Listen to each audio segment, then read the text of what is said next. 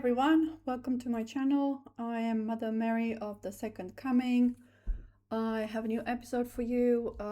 There's obviously a slowdown of data that I can present to you because it's all kind of like in my mind. It's all like mind-based and perception-based. And wherever I go, I have to kind of, well, I don't even know if I'm doing it right. I don't know if I'm the one tweaking perception, but I'm the one interested in tweaking perception, if that makes sense. But I think the Lord is kind of like cropping the way I see things sometimes. And it's not happening through my understanding or things I'm receiving. It's happening through me watching other people mirror me. So they will have information directly from the Lord that I will then understand and kind of help me process information that just got clogged up in the pipes. So it's obviously everything's becoming more and more complex.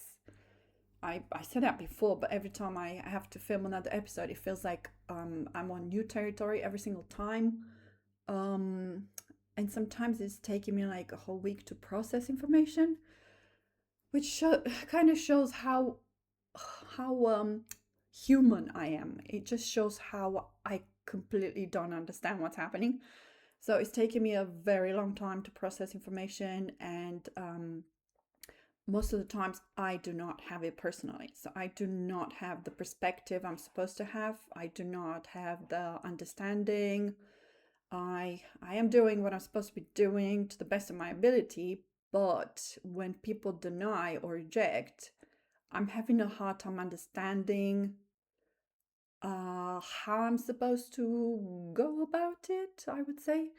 I understand I'm not supposed to be understood by people, but that is the main problem because I represent understanding. So if I don't understand myself and I can't tweak the way I do things, I can't upgrade perception, then I see it as a fail as well. And because I don't channel like everybody else, I have problem explaining to myself things. So it's like I find myself in a vicious cycle where I want to understand more, but I'm not the one expressing that more. I'm not the one who is seeing things from the outside. I'm not seeing things from any side. In fact, I'm trying to explain what I conceive, what I understand about people, but it's not helping me see the Lord's perspective, if I can put it right. I don't even know. It's so hard to explain everything. Because if a channel, for example, on YouTube will just verbatim repeat what the Lord is saying to them in their ears, everything comes out coherent. I understand it, but it's not the perspective I had. It's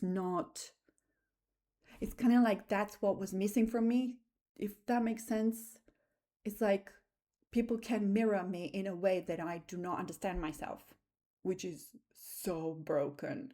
I see it as a broken thing because I should be able to understand everything from my own perspective, but I don't. So I'm like, I've got holes in perspective. I don't have problem understanding what they are saying from the Lord directly. I have no problem with that. I understand it perfectly, but I am not able to download that perception at all. So that's where my problem is. And it's doing my head in actually, because it's something I want for myself. I don't want to rely on anybody.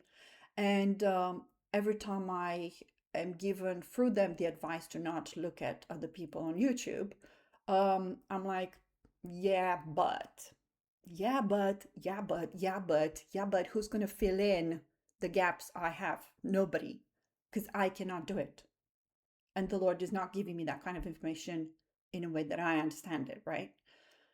So, yes, I have 10 things to talk about. I counted them. It's all BS. It's nothing important. It's just that every time the Lord speaks for others, everything makes so much more sense. And it's kind of like I'm clicking the way I've always clicked with information, because the research I've done for the last few years Um, it's a more of a, you would say like an intellectual way of seeing things. I can do that. I can do intellectual, okay? What I cannot do is that spiritual. It's kind of like, it's like a huge gap between me understanding things intellectually and I can receive that, I can have it, I can apply it, it helps me transform when I receive things in that perspective intellectually. Yeah. So I understand it, I can apply it, I can accept it, I can even um, help myself go past egoic moments, for example. Um, but if I don't have it, I can't go past anything. I feel like I end up stuck. Um, it's the ego being stuck, of course. The soul does not seem to understand. Well, the soul probably understands. My soul probably understands a lot, but it's not communicating with the body very well. So there's no link to translate things properly. So yeah, I'm trying to explain to myself what this process is because I'm trying to look at it and it's like I can't even get a grip on it. I can't it's like I know there's a missing link. What is it? you know, there's a missing link, folks. um, like missing perception or missing words, missing bits of brain, you could say. Oh yeah, it could just be the link between the heart and the mind. So the heart mind coherence is not there. So perhaps this is what I'm building. There you go. Yeah, that's it. That's what I'm building, folks. But it's not there yet. So it's like, I want it, but it's not happening. If I'm not being mirrored by somebody else and I click with understanding, um, there's no bridge, there's nothing being built. And funnily enough, I am the bridge for the entire humanity. So what I'm building for myself now with somebody else's help, obviously, because I can't do it by myself, is what I'll be doing for every single soul in the human race. So whatever I'm progressing through here, all these gaps of understanding, all these mumbo jumbo bullshit, because I can't even pin it. I can't. This yeah, it's just a gap, like a bridge missing, and it's even hard to imagine it. It's hard to define it. It's hard to talk about it. It's hard to, and I think people, because I listen to everybody, people on YouTube can actually explain this gap, but it's so damn superficial in their minds. So superficial. You have no idea how superficial you are. Um, because I'm looking and I'm thinking, if this was so easy to express it, um, it's obviously not what I'm thinking about. It's like, yeah, it's like everything's very superficial. Whatever people give me or whatever they understand is not it. It's just a superficial layer of what I'm talking about. It's so much deeper, guys. Oh my god, and it's hard to express. Like I said, it's a connection between the mind and the heart that nobody has. So it's in no way you can express it. So in no way you can fully mirror me. You just can't. It's not possible. So what the mirroring I'm getting from YouTube is kind of like filling in a bit of gaps for myself. But the bigger gaps are still not going to be filled in for a very long time. And I think I need a much stronger mirror. And I know who that is. It's just me. It's Joseph. Because the way I think is so much deeper. So, but whatever people do come up with, like from the Lord, whatever they do mirror me with, I'm still welcome. I'm welcoming it. I'm still accepting it. It's not. I'm not rejecting anything. I never do because whatever people give me, it's so precious. Um, it's like I can use almost anything to kind of piece things together, but it's not a full picture. It's still not a full picture. It's not. Oh, it's so hard to just talk about it. It's not exactly what I need. It's like it's missing. There's still stuff missing, and I think there will always be something missing all the way till 2038, because that's exactly when the mission is over for me. So the ascension will not stop. The filling in of gaps for me will not stop until 2038. Um, so yeah. So whatever it is I'm trying to understand now is still garbage. It's like I'm trying to talk about stuff that is so tiny. I'm pretty sure it's just tiny, tiny stuff. Um, that I can't explain, I can't link, I can't see, I can't um, be mirrored with. So whatever I'm receiving, it's still good, but it's not the full picture. It's not what I wish it was. Right. So this episode is about my transfiguration, which is exactly what I'm talking about. The Lord is trying to enhance me, um, to enlighten me, which is exactly the same thing: enlightenment, transfiguration. My sister saw herself transfigured in a dream of hers in 2017. She said her skin was shiny, and that's when I knew I linked this channeling that came from the Lord, because I would have never used the word transfiguration at all. Um, but in the Bible, it describes the Lord's transfiguration. So it's like his face was very shiny and stuff like that. So it's just enlightenment. I experienced it in my past life. It was actually written down. Saint Padre Pio's many books on him, describing his life and all sorts of things like that. And people have seen his face shine. And it's exactly the same thing: transfiguration. I don't even know why they use that word. Why can't they just say enlightenment? Because that's what it is. You're receiving more divine light in the body, and that shows. People see it as a light. The aura around people's heads, around people, saints, halo. That's what it is. It's nothing else. It's not complicated. It's gifted to the ones who do the work, and unfortunately, the saints are just me. It's like, guys, I wish I could give you better examples, but it's all about me. So I've achieved it all already. But in this lifetime, I have to start from absolute scratch to achieve the absolute maximum capacity. And I feel like I'm swimming in nonsense all the time. It's like, what's this? What's that? I don't get it. Constant lack of understanding of stuff. So it's quite irritating. Because I don't mind knowledge. I like knowledge, but the processes are never completely explained by anybody. So it's not like I can read a book and I understand it all perfectly and I'm like, woo, I'm doing this. This is me, you know?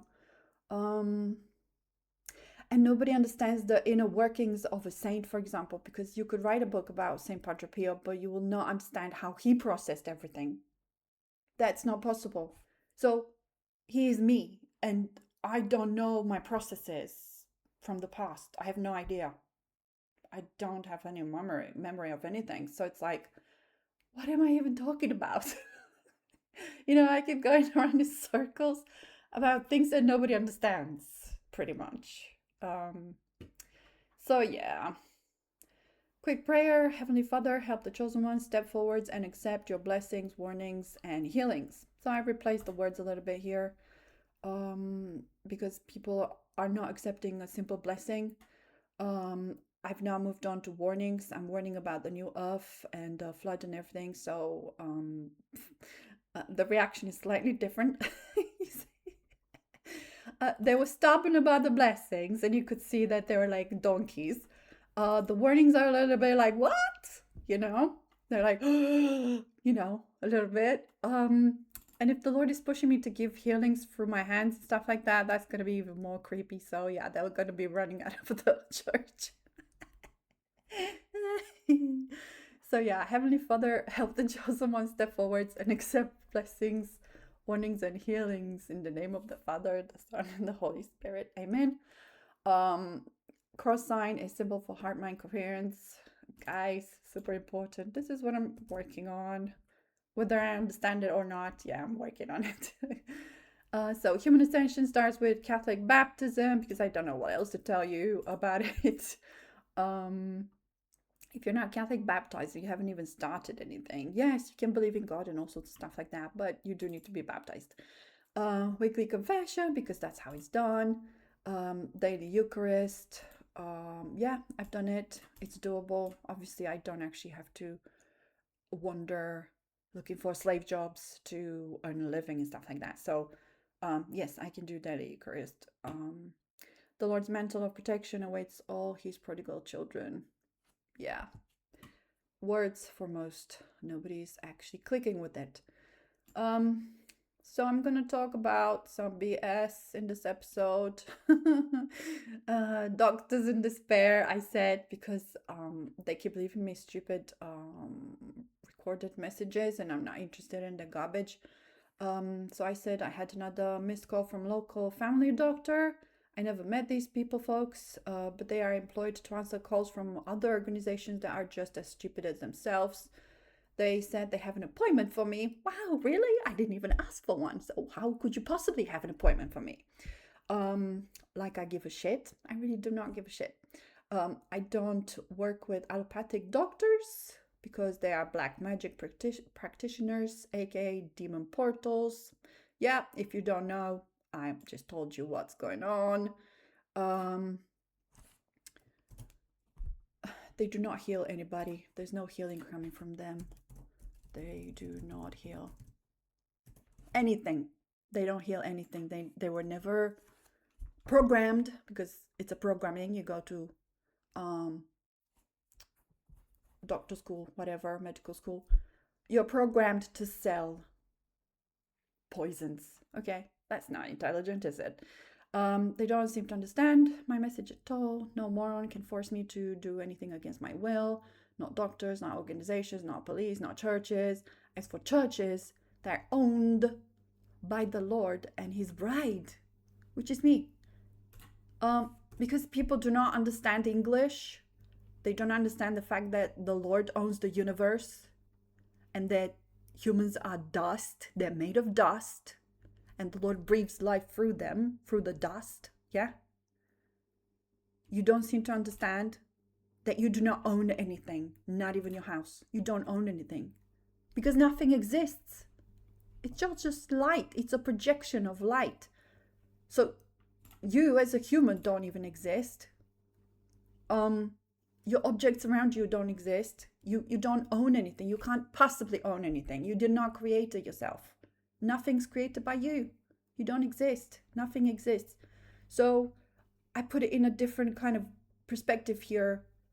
Everything's owned by the Lord and his bride. Why the bride? What's with the bride? Because people think the bride is actually the church. It's not true.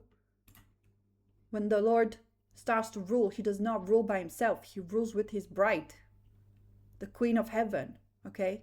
His mother. Bride and mother is the same thing. It just, bride is a spiritual concept because Jesus is never going to get married and have kids, like some idiots say on the internet. A bride, it just means a perfect union with the Lord, and that's his mother. There's no other bride. It's a spiritual bride, okay? Yes, and the only reason Mother Mary has power is because she's the body of Christ. She represents the Lord in flesh when he's not in flesh. And there's nobody else. You can't steal that role. Nobody can actually pretend that they are the bride. The church is not the bride. The church has never been the bride. The church will never be the bride, ever. Because the bride is without sin. The Lord is without sin.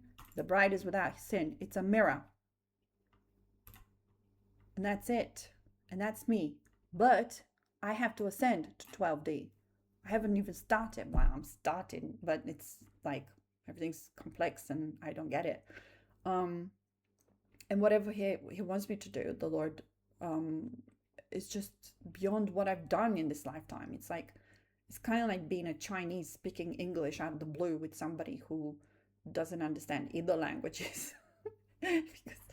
because I'm that spaced. I can do stuff, yeah, but I don't see the beyond. I don't see the full spectrum. I don't see the full light. I don't see the whole meaning of anything. It's like in retrospect, I get something like, oh, I see. Now I get it. you know, I'm always behind. I'm always, it's like the whole perception is behind. After I've done stuff, I can kind of, well, I'm not even the one who explains it. I understand it from other people because they're channeling the messages for me. So I'm like, oh, I see. Now I get it. Oh, yeah, that's what it means. Yeah, so you could say I'm in the wrong gear. I'm doing the motions, but I don't understand it, and it's too complex. I I can't even give you my jobs to you because you wouldn't even do it. First of all, you wouldn't do it. So you will never even understand after doing because you will never do it. So the whole process I'm trying to explain or present has nothing to do with anybody on this planet. Nobody's doing it. Well, Joseph is doing it, but he's not here. I can't even talk to him. So I have no idea what he's doing. Probably something quite similar. Um, but I know he's stronger than me. So yeah, whatever I've got going on is kind of like poo. Right, next one. Oh, here's another missed call. Gee, all right. Here's a nice portrait for you guys. A missed call from Woo Woo Police.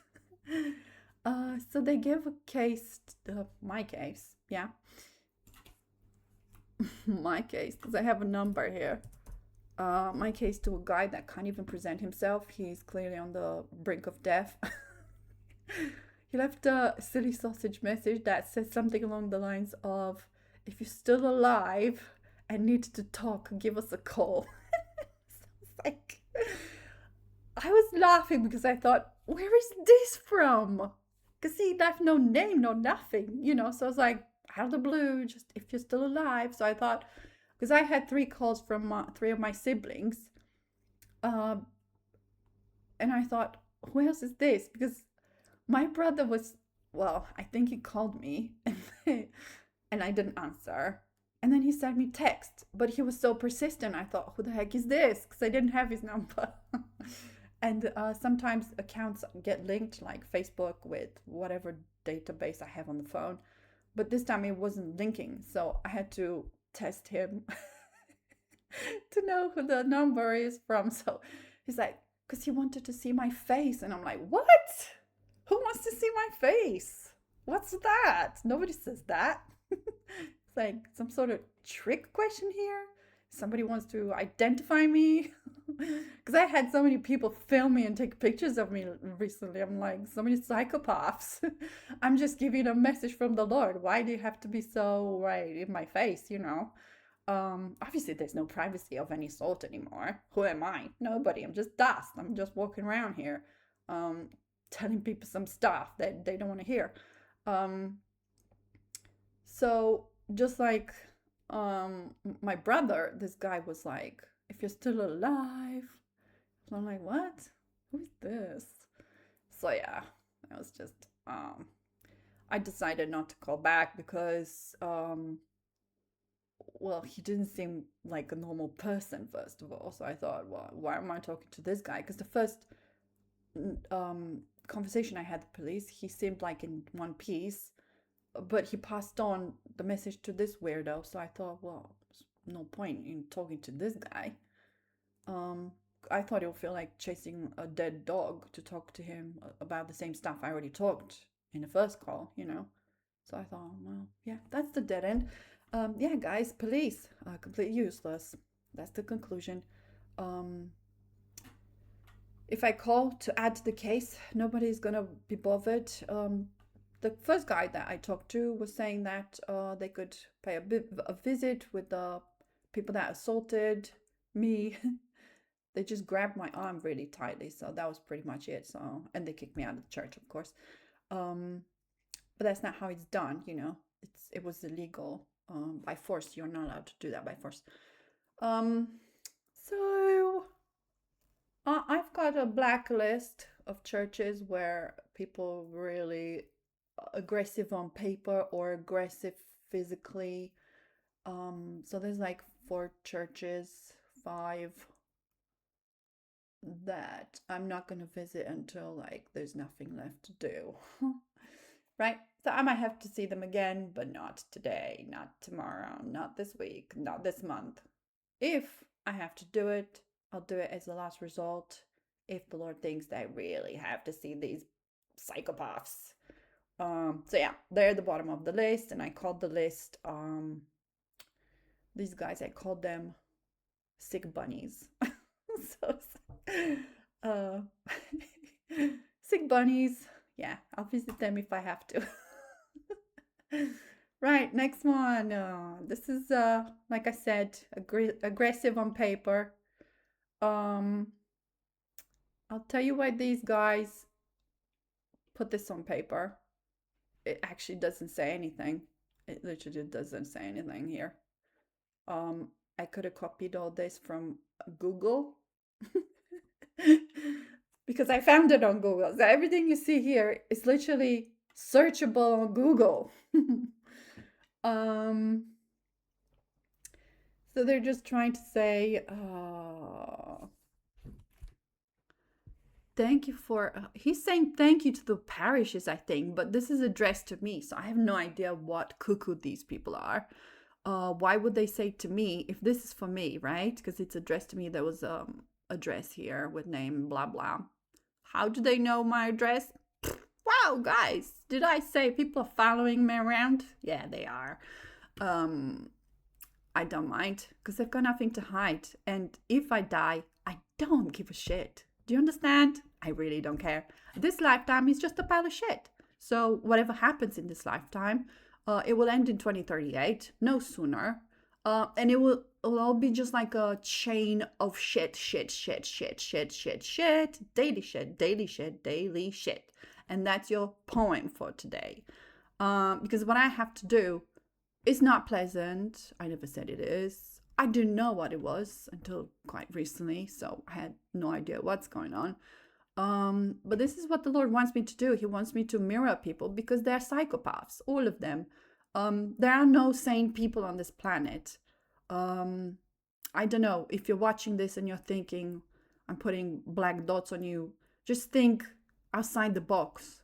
Are you equal to God? No. What's missing? Everything. Everything's missing from you. Everything's missing from everybody. So how is the Lord going to be a match to coming back to you if everything's wrong on this planet? Everything, right? So I'm here to mirror all the problems humanity has and kind of show a path, kind of show you which way to go, guys, because you're walking backwards at the moment. So it says, thank you for your recent correspondence. Wow, I have no correspondence. You're welcome. I'm writing in relation to the disruptive and inappropriate behavior that I am not aware of, by the way, which you have displayed recently when attending services at the parishes listed above. Well, it was after the services, so not during, in case you have no idea what you're saying in the sentence. It's not during, it's after. Okay, guys? After. Okay? After Mass. After. I have a hard time reading this. Blah blah of Birmingham owns these parishes. Really? I thought God owns everything. Apparently these guys own stuff. I didn't know that. I never heard of it. Okay, so they're lying already. They lied in the first sentence. They thanked me for something I didn't do. Then they lied about me disrupting services. I didn't. Then they're lying that they own something when they own nothing. Humans don't own anything. And they have some right to decide who comes and goes. Really? Well, if it's not your property, you can't really decide anything. Second of all, as you will see later on, they say they'll call the police. Well, police doesn't come for anything unless it's violent. And then I thought, these people could actually frame me because they're psychopaths, right? So they could destroy something in the church and say, oh, she did it. So I'm thinking, hey, maybe I should have a camera on my forehead from now on. Hey, maybe that's safer, you know? That way, nobody's going to attack me or insult me or call me a liar or anything, because at least we know what happened, right? So when it comes to dealing with psychopaths, I think the best way it will be for me to walk around with the camera attached to my forehead. Because apparently my word isn't enough, guys. In this ministry, my word isn't enough because my word has already been given to people and they rejected it. So it's like, it didn't even come from me. It came from the Lord. So if the Lord's word is rejected, you can just about imagine how sick in the head they are. As a result of my behavior, which non-existent, right? Just talking in church is no big deal. After the mass, somebody has withdrawn permission from me. Right, I didn't know I needed permission. I'm just a person. I'm just made of dust like everybody else. I have the same rights. So I never asked for permission. So how could you withdraw permission when you can't even give permission because you don't own anything, because you're not God, right? So everything they said in these simple sentences are lies. Everything they said is a lie. No permission to attend these parishes listed 1 to 3, or any other. They're overextending themselves to other churches and properties. I'm like, really? But you don't own anything from the very beginning. We know that because you're just a creature. Creatures don't own anything. If you attend, you'll be asked to leave. Okay, yeah, I'm familiar with that. Everybody does it. If you do not leave when asked, the police may be called. Really? But that process has already happened, folks. That's the past. They've already done that. Guess what happened? Nothing. Okay? Nothing. Because there's no violence taking place. So in this sentence, they're proving that they're stupid because they don't understand when police gets involved. The answer is never. They don't get involved unless there's violence, physical violence, okay? And even then, they don't get involved because I've proven it with my case. They didn't come to me to say, hey, let's babysit you for a little while and help you go to church so you can actually say your message. And it's only taken like 1 minute and you'll be safe because we'll take care of you. Actually, police does not take care of anybody. Yeah, I've just proven it. They will send some donut guy to talk on the phone about something that it's completely disconnected. Hey, I don't know who I am. I'm not going to tell you who I am, but I'm going to leave this stupid message in case you decide to call us back. I never call anybody back, so that's it. End of the story. This decision has been made after careful review. Wow, my gosh. They had like a reviewing going on here. After saying 1, 2, 3, 4 lies, they reviewed the case as well. If you wish to discuss this matter with who? People who don't know what they're talking about? Again? Really? Seriously? Oh my God. Obviously, they don't know the law. They don't understand police. They don't understand. They don't own anything. Yeah, so who am I talking to here? Crazy people. Please contact safeguarding team. Wow, there's some sort of team going on here. There's some teamwork. Safeguarding procedures. Wow, okay. Well, listen, folks, I do not get involved with psychopaths and their psychopathic procedures because the more you sink into agreeing with people like this, the more you're enveloped by the devil. So the devil will just come after you for more because you're agreeing to meet with somebody who's sick inside, somebody possessed. only this and the other people can decide about permissions and stuff. Yeah, again, you cannot give permissions because you don't own anything. So how could you give permissions? So what's there to discuss? Nothing. God is above you. He owns everything. You own nothing. You're dust. How much easier can I put this for you? Agreements, suggesting agreements, safety team again. So these are keywords. I would suggest any document you read, look at keywords and actually look at underlining messages every time they lie to you, lie to your face. This is all lie, lie, lie, lie, lie, lie. And it's all based on their demonic perception of reality. So yeah, I don't work with people like that. Why would I meet with anybody like that? There's nothing to meet. There's no one to talk to. My perception is, I've just given you my perception. The Lord owns everything. He built the church with his blood. Why are you saying it's yours? It's not yours. Nothing's yours. Yeah, so completely different perception of reality. So yeah, I can't talk to people like that because they don't understand anything. It's already been proven because I talked to these priests and they're all just psychos. It's like they don't have the Holy Spirit, and the Lord already mentioned that. They don't even understand what that means. They understand nothing. They might be talking about it, but they don't understand it and they don't apply it. They don't have it. So yeah, demon portals. Sorry guys, they're everywhere. And they're like a swamp. It's just full of swampy people. Swamp people.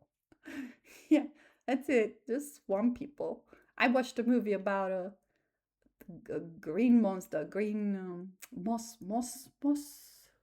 demon, moss monster. It's so creepy because I was a kid and I was taking it all seriously. It was like a horror movie with these moss green bogey people. It's like, yeah, moss, like swampy swamp creatures. I don't know what else to call them. Yeah, so I'm not interested in swamp monsters. Not interested. I want actual solutions. I want to be able to reach people and to speak in their language, so they can hear me. Yeah, anyone who can hear me out there. Oh goodness, a new song. Again, taken from a channeling. I have no idea what the new song is. I've not been given what I should say that is new, so I moved on to promoting off-grid living. That's what I'm talking about these days. So the sheep can attempt to save their asses. If the Lord wants me to promote something else, I am clueless about it, so I don't know what's going on. I know nothing about nothing. I have no actual system or of understanding through which he can reveal to me exactly what I should be doing or saying. So it's all a pile of crap, really. I just do what feels most natural. So I thought if people are not accepting a blessing, I'm now offering information on New Earth transition because that is indeed higher resonance. So the words the Lord used was high resonance, a new song that is high resonance. I'm like, okay, I don't know what it is. I'm just gonna give people whatever, whatever I know, because they're not gonna come to my YouTube channel because they never heard of me. So they can have the same message for me talking to them face to face. Obviously, nobody's accepting these things. It's all backwards. The whole atmosphere is wrong. Because nobody stands up after Mars to talk about anything, These people are robots. So I'm talking to robots, trying to wake them up and stuff like that. But yeah, how long is it going to take to wake anybody up? An eternity, probably. So why I thought this is high resonance, talking about New Earth, because it implies taking action. Even though I have to take the action when I have the money, which is not now, in a few years' time, 3 years from now. But who knows what the new song actually is? I have no idea. It was not my channeling. He came from YouTube. He later on suggested that I will think it is not for me and that I don't see myself qualified to do it. Really? Oh my God, that's so scary already. Um, Whatever this action or thing I have to do, whatever it is, I have no idea what it is. So I'm watching the channeler. She's a coffee addict. Awful indeed. I said to her a billion times, don't drink coffee. She thinks when the devil's telling her to get coffee, she thinks it's Jesus telling her to do it. So I'm like, oh my God. It's like a never-ending vicious cycle. I don't think she'll come out of that. She'll probably have problems with her internal organs, end up in hospital at some point. Um, because the dryness of the insides, it's not going to last much longer. And she's binging on quite a lot of caffeine every day, 2, 3 coffees a day, like big mugs. Oh my God. But she's giving supposedly healing through touch to people and making them fall on the floor and hurt themselves. She apologized officially for the YouTube channel. Otherwise, I wouldn't have known. So I thought, wow, a coffee addict who's killing themselves can do this. So I'm thinking, is that what the Lord is trying to say to me? No, it can't be. Because yeah, I'm like he said, I don't think I'm qualified. Qualified to do what? Nobody's listening to anything I say. How could I be qualified to move on to the next phase? It's like I've not actually cemented anything in these people's brains. So whatever he thinks I'm supposed to do next, I don't know what it is. So yeah, if I don't watch people talk about it, I'll never know what it is because I can't receive that kind of information. I don't know what it is.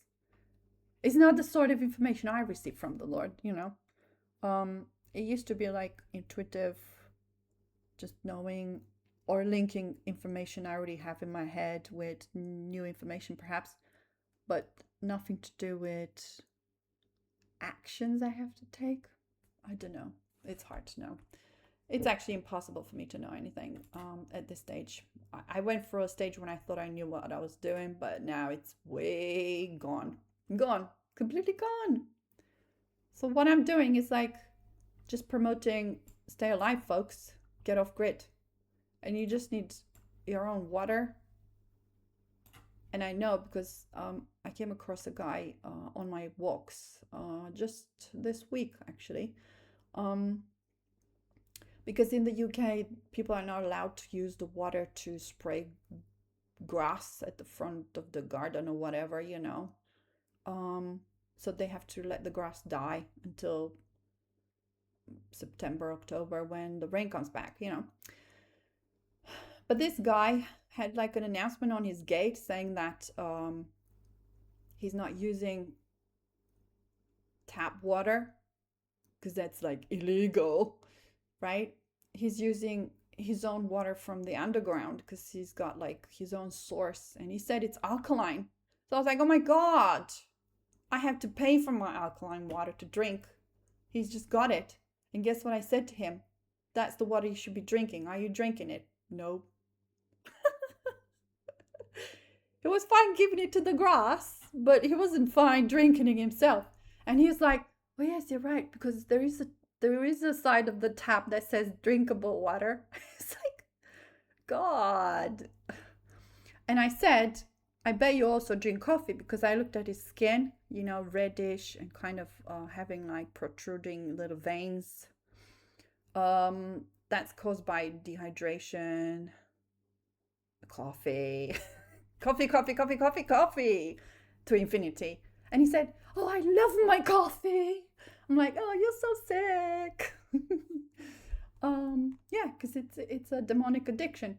So I told him that it dries the insides, and he should replace it with cucumber smoothie, the usual, right?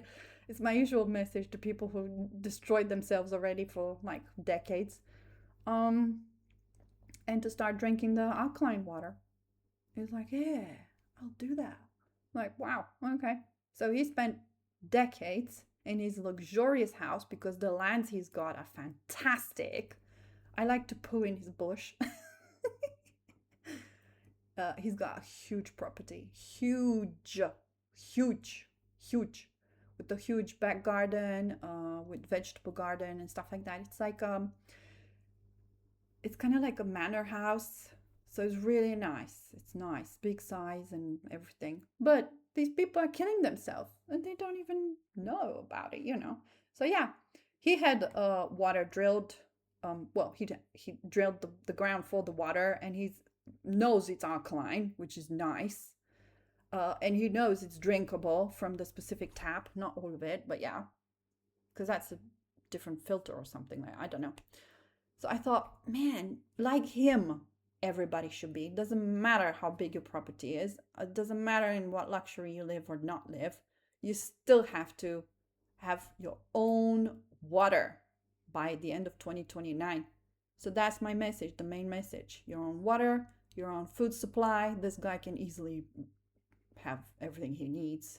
He also has animals as well, and chickens, and I don't know what else. Yeah, he's got a really nice property. And what else? Your own electricity, which is no big deal. I mean, if you can afford to live in a Nazi camp built on concrete, you can also afford to buy electricity generator. And you don't even have to have it just for yourself. You can just kind of like have a small community where you put money together, you know.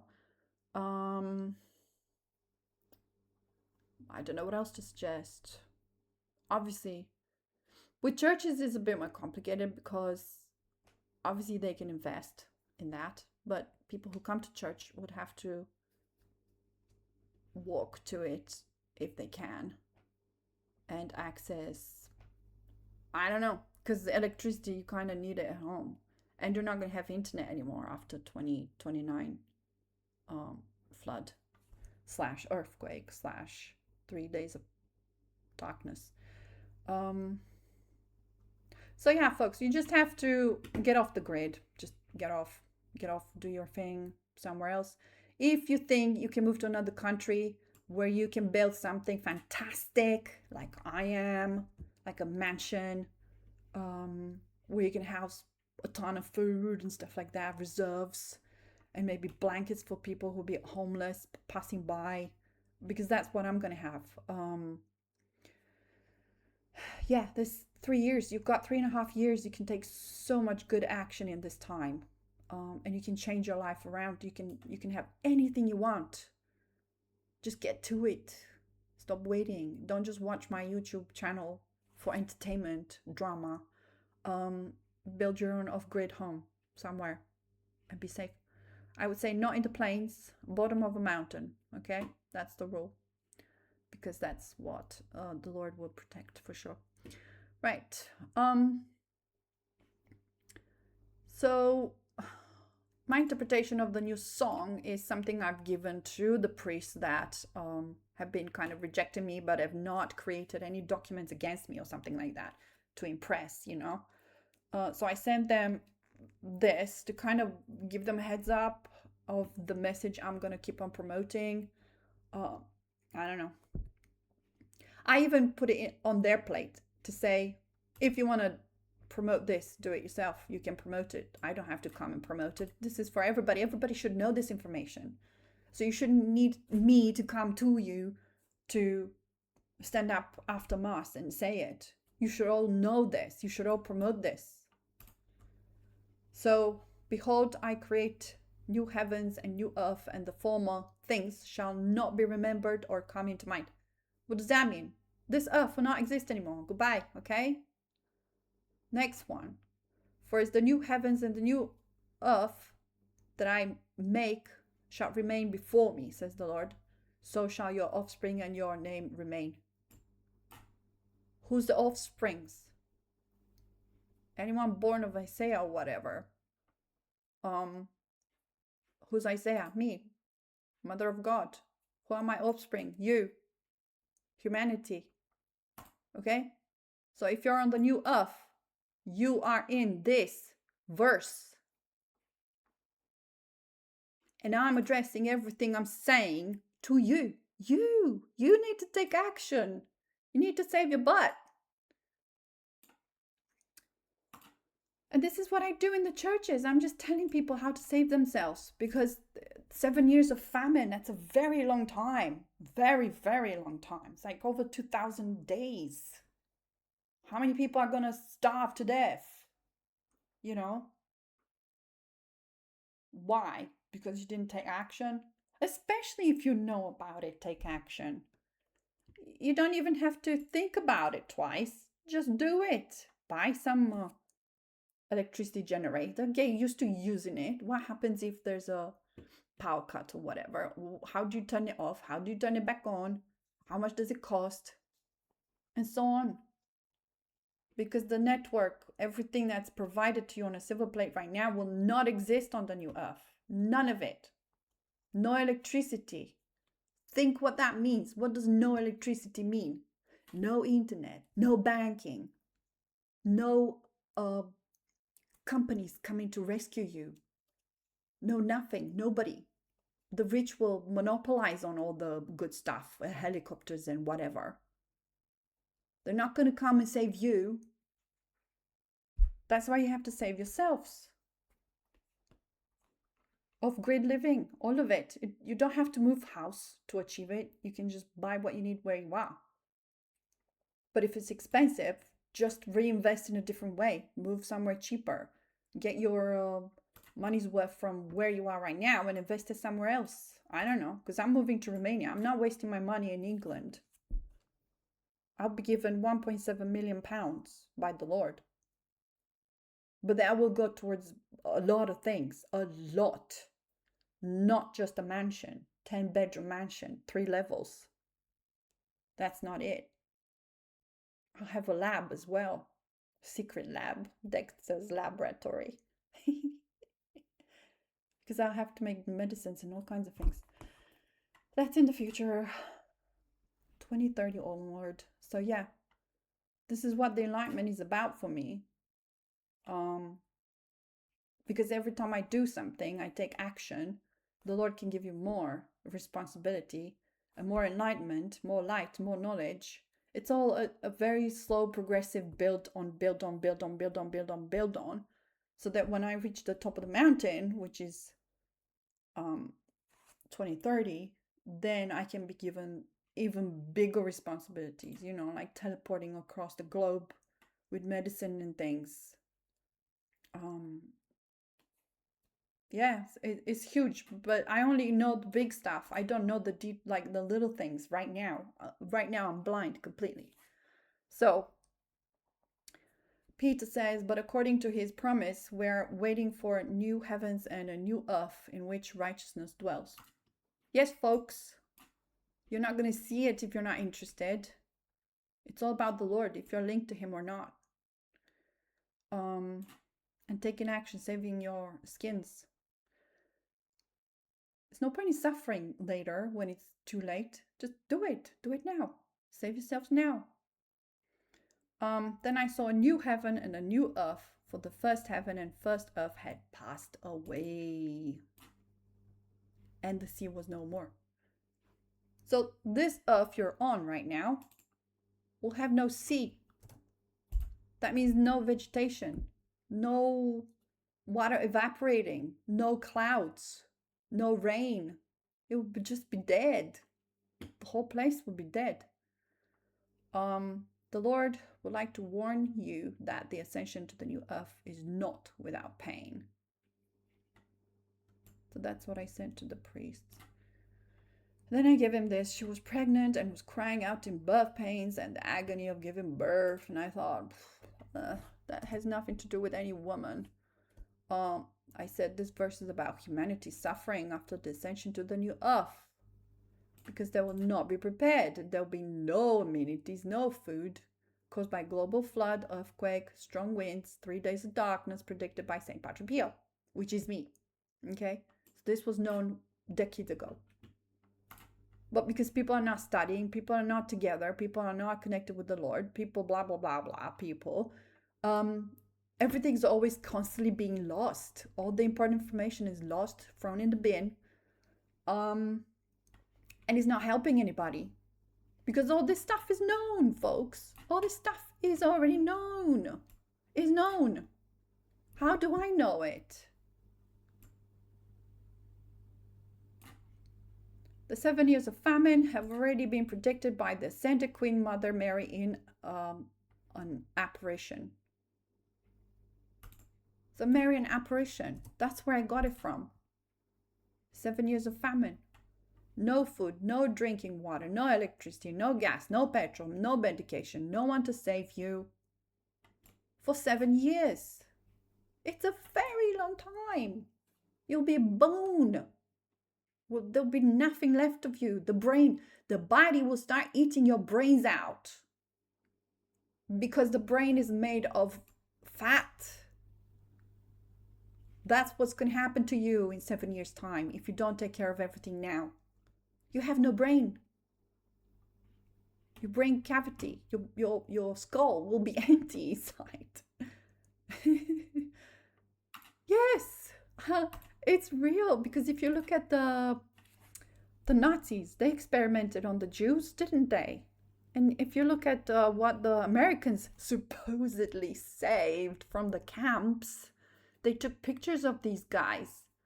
They weren't even properly clothed. Some of them had their top on with their bottoms naked. Some had their bottoms on with the top naked. Some had nothing on. Because the brain doesn't work anymore. Okay? So you won't even know what's up, what's down. You won't even know what English sounds like anymore. Because that's what happens when the brain gets eaten by the body. If you run out of food, and if let's say the whole body will be eaten up, because I've gone through this process when I was a teenager, 19, 20. I would wake up with the noise in my head. It only happened once, actually. But it was enough for me to understand what happens when you don't eat for 6 months. Because I come from a very extreme poverty background. I didn't drink either, so I think that was even worse than not eating, you know. But I'm telling you, 7 years of famine, it's 14 times what I experienced. Because I remember not eating for like 6 months because there was no food and nobody wanted to give me any food, even though there were like 3 people in the house working, making money. But they never gave me anything. So I was like, well, this isn't right. They're obviously not my family. They can't even feed me a piece of bread. And they didn't care. I just rotted there, you know. I thought, wow, this is interesting. Doesn't feel like a family, does it? When nobody gives you anything to eat for 6 months. The time just went by for me. And I woke up. I couldn't see. The noise in my head was so loud. It was like, whoa. I couldn't get up. It was too much. So I just lay in bed there waiting for the noise to go away, waiting for my eyes to see again. And it did come back, but it took an hour. That's what's going to happen to you if you don't prepare now. I'm serious. Because the body will eat all the fat it has on it. Good to go. You're fine. You'll just be fine. Okay? But then it'll move on to the muscle mass. Okay? It will eat the muscle. When there's no muscle left and no fat left, it will go for the brain. It will eat the brain. Why? Because it's trying to survive. So you'll be a bone with no brain in your head. Just like the Nazis. The Nazi campers. The Nazi campers. The Jews. And they were filmed, and you looked at them, and they had no idea what's going on, what's up, what's down, what planet they're on, what language is being spoken to them, what day it is, they didn't know anything anymore. It's kind of like being a baby, having no knowledge, because babies don't have a knowledge. They're not born knowing anything. It's a natural process. When the body has no energy coming from the outside, when you don't give it anything, it will start eating itself. It's a recycling process. But 7 years is very long, very long time. In 6 months, you won't be able to see. I know because I experienced it. I'm telling you, I'm warning you. Get off the grid. Get your own everything. You just need electricity, water, and the food. Grow your own food. Have some chickens. Even if you live off chicken eggs the rest of your life, it's still good. It will not kill you. It's very good. Egg is good. You don't even need anything else. But you need to cook it somehow, right? Of course, you can have like a bonfire. Yeah, it's an idea, but how many times are you going to have that bonfire, until you burn the whole place up? So, yeah, think about it, guys. It's serious, actually. So I said, to control your landing into the new Earth reality, you must start living off grid now to get used to pulling your own weight. Don't think of doing it last minute, because there might be technology you don't understand properly and you've not tested it, you've not blah, blah, blah, blah. And then you lose because you don't know how to restart it. For example, my sister said that after the 3 days of darkness, we had to restart our what's it called, electricity generator. So there are steps you have to know. You have to know where you put your paperwork. You have to know how this works. You have to know what happens if something doesn't work fine. So you need the experience. You need to exist off grid for a while to actually know what your minuses are, to know where you might want to trade with other people, to know what people around you have expectations from you. Because if you're in the city and you're going to have everything sorted for off-grid living, they're going to come to you. They're going to ask, what have you got for us? Which is why I'm saying, do not live in the cities. Do not live in the towns. They'll be just full of, I don't know what to call them. Grey wolves. It'll be full of wolves, hungry wolves. They're just going to want your stuff. And if you don't want to give it, if let's say you've got like a stashed mountain of soups and cans and stuff like that, and somebody finds out, I don't know, they see you through a peeping hole, they'll come after you. They will search the house, because imagine starving people. Seriously, there'll be like a mob. So wherever you are, I'm telling you, you're better off away from people. Away. I don't even recommend you staying in the cities or towns or villages. No, I don't. I will be building my place outside of a small Romanian village. Why Romania? Because it's cheap. Why? Because I know the language. Why? Because I was born there. It's not a big deal. Everybody that will come under my roof will be my family. They all know Romanian because they're born there. But their spouse and kids and all of that are English, British, American, whatever. Okay, so there'll be a mixture of us, and we will be speaking English all the time. But with Romanian people, we will be speaking Romanian. So it's good to know both languages wherever you're going, not just out of the blue, I'm going to go here because it's fun. No, plan it properly and put it into practice as soon as possible. Just think it through. Think everything through, then make the move. Don't delay too much, and then apply off-grid living as soon as possible, because you do need the time. Because I thought of all kinds of stuff, but I'll be so much higher consciousness by the time I need to make the move that I will not have problem to piece things together, slot it, and build everything on time. And everything has to be done on time.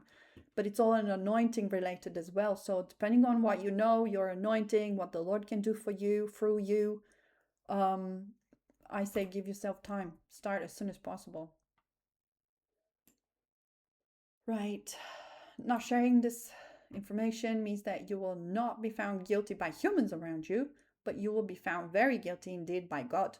So I'm just warning the priests that are stopping me from sharing this message that they might have to do it. But if they don't do it, they will be found guilty, because I've already given them the message.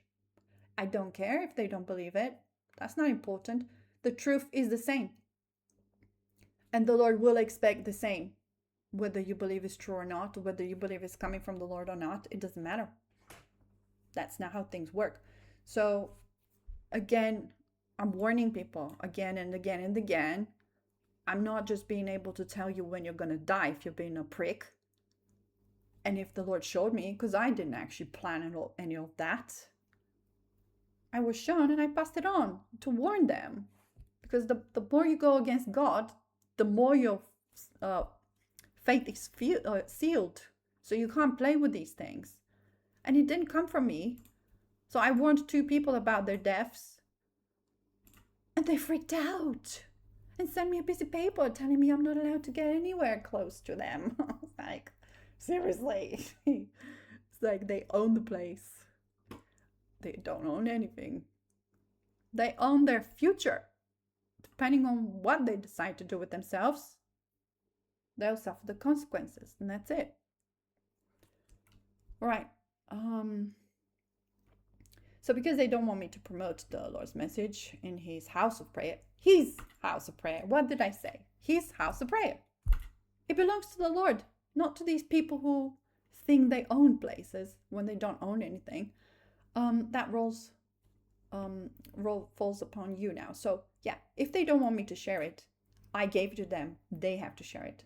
And then I said that I'm laughing because you will either have to bring the revelation forwards and perhaps be considered crazy, or hide it under the rock and be judged by the Lord for hiding the truth. And they are stuck. I actually said that. I totally did, because this is real life.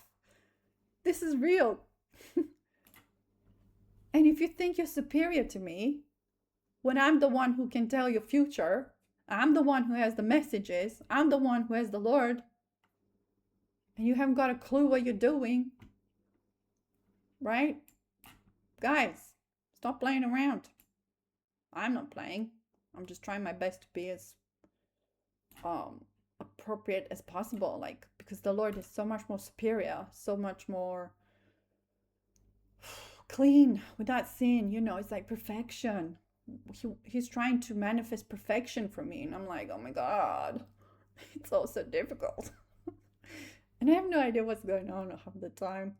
And I said, to conclude, I tried to save you all the trouble of spreading this word and not allowing guilt to touch you, but perhaps you need life to be a little bit harder than it already is, and maybe you do need to stop a little to humble yourselves more as well.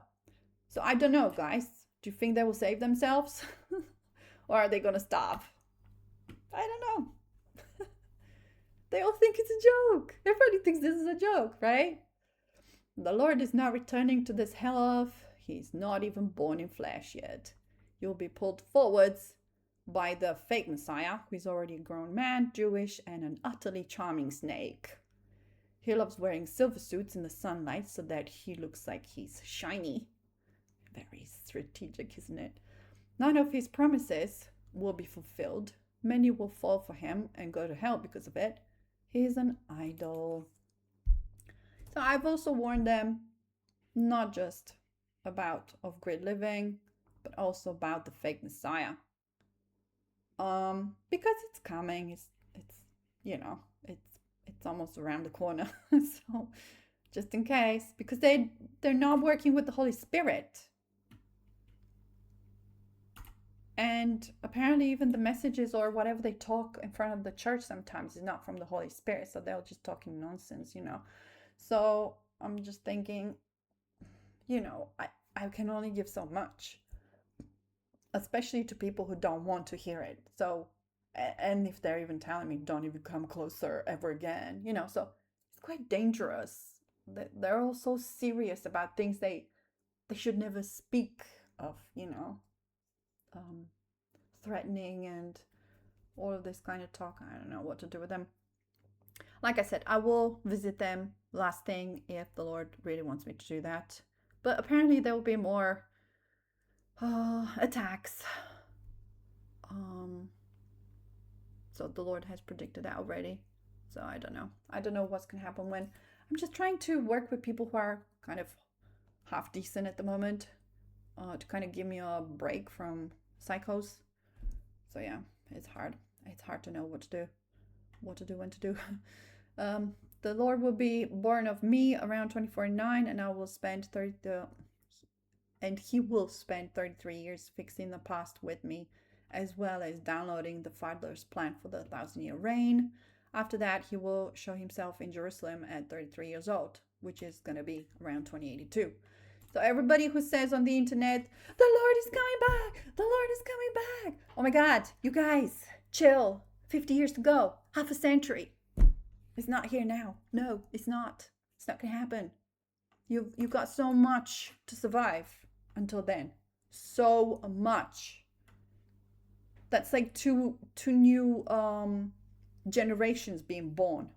2 generations. Who's even gonna last that long? Probably nobody. How many of you guys, adults now today, will last till 82? Because I'll be 100 years old. But I will reverse aging in the next decade or so. So I don't count. I'm not like you. So who's gonna live 100 years? Because I'm 43, but I'll be 182. Who's gonna survive? Who's gonna see him in person? Probably none of the people online right now talking about him returning. Probably. Yeah. That's crazy. Right. Good luck and enjoy the crazy ride. The Lord's David will be safe because the Lord said so. I didn't come up with that. And I explained who the Lord's David is because Catholics know nothing about nothing, by the way. The Lord's David is me and my husband, the 2 witnesses in the end times, the Lord's parents. Like I said, I'll be 100 years old. And I close with this because I have to state the truth. The higher the truth I state, the more important it is. I'm Mother Mary of the second coming, your eternal queen and highest self. All these people will not live much longer, I'm telling you. They're all sick. Even, when was it? Yesterday? Yeah, I think so. At noon. So I went to Mass and had a half an hour chat with the crazy dude, priest, secretary, or whoever came after a while to call him to talk to somebody who called from the hospital. So it's like, well, he's mentally not well, because I can tell.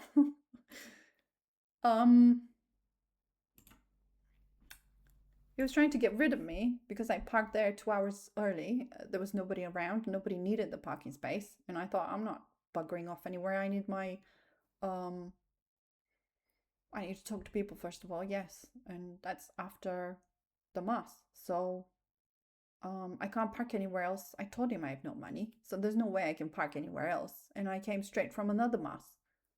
So I couldn't have come later and I couldn't have parked anywhere else because the Lord hasn't given me any money. So it's like, whatever I do have, it's not enough. I've got like 50p.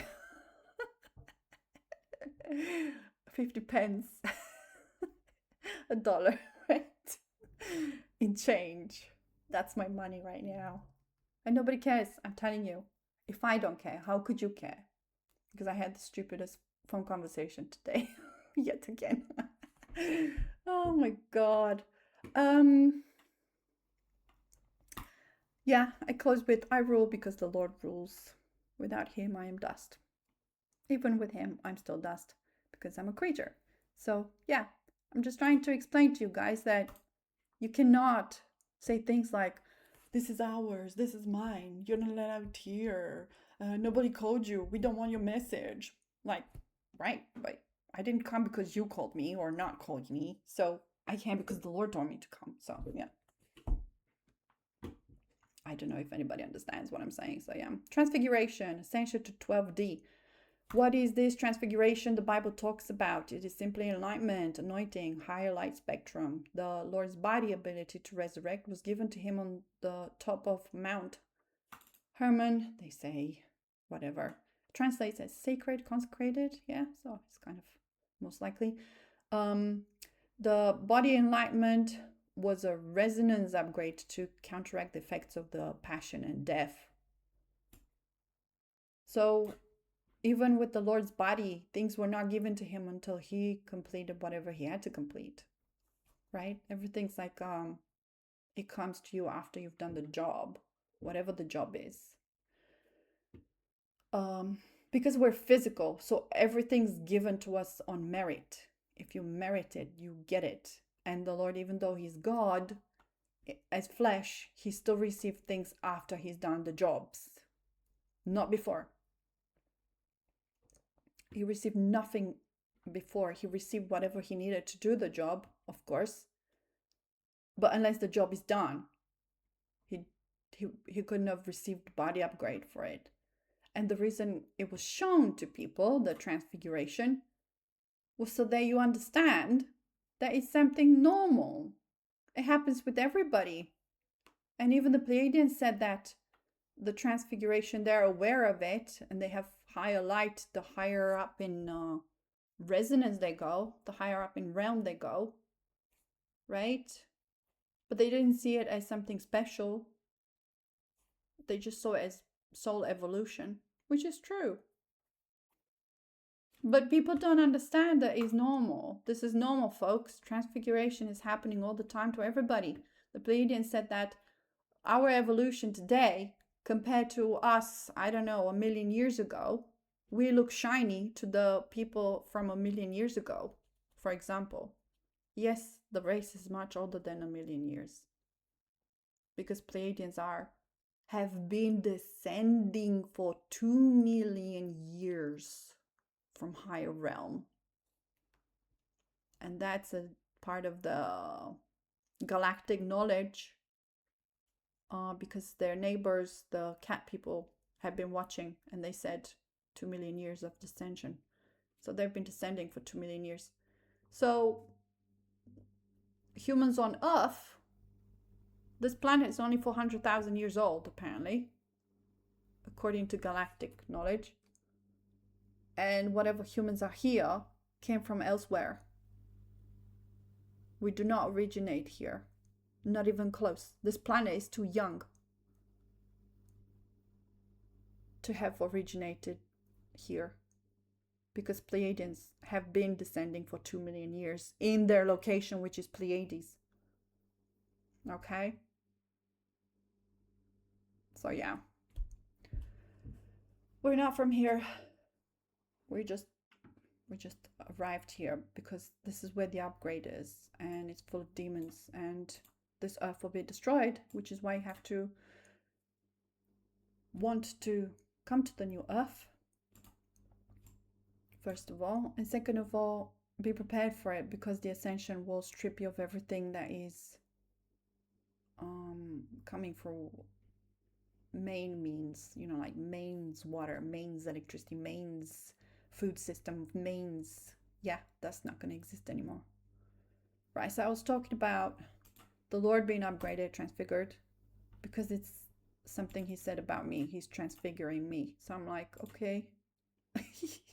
Like, okay. I know it happened before because it was described, like I said, Saint Padre Pio in his many books. I only had one, and it was full of information, including having his face beam light and stuff like that, or seeing light through his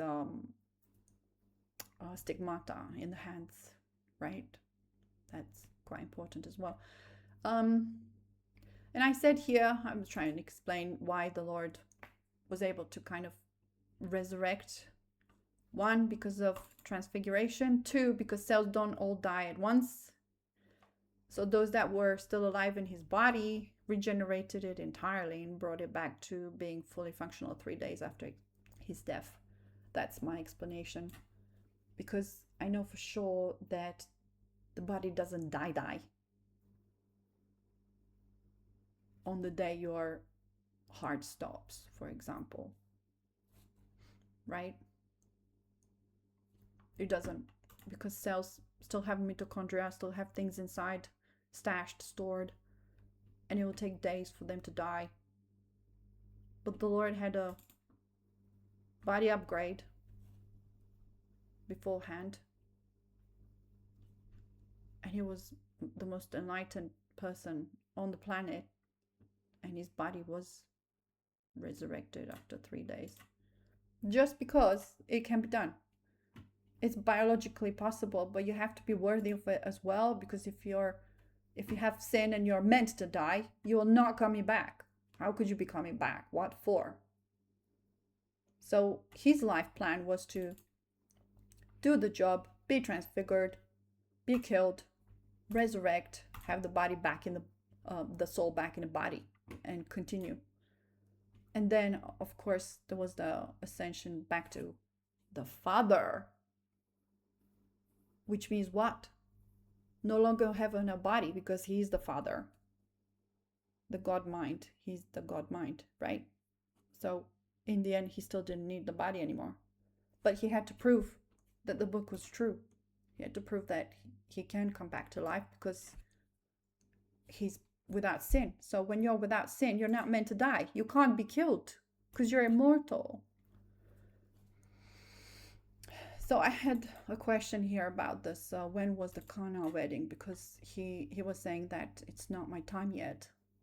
So I had to see what was the before that. Why was it not his time?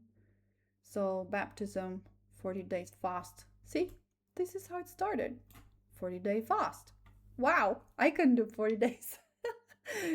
I just quit halfway. I'm a coward. And then 4 apostles followed him, and then the Kana wedding. So yeah, I just wanted to know why he thought it wasn't his time, but then he gave in and made the wine anyway. So yeah, interesting.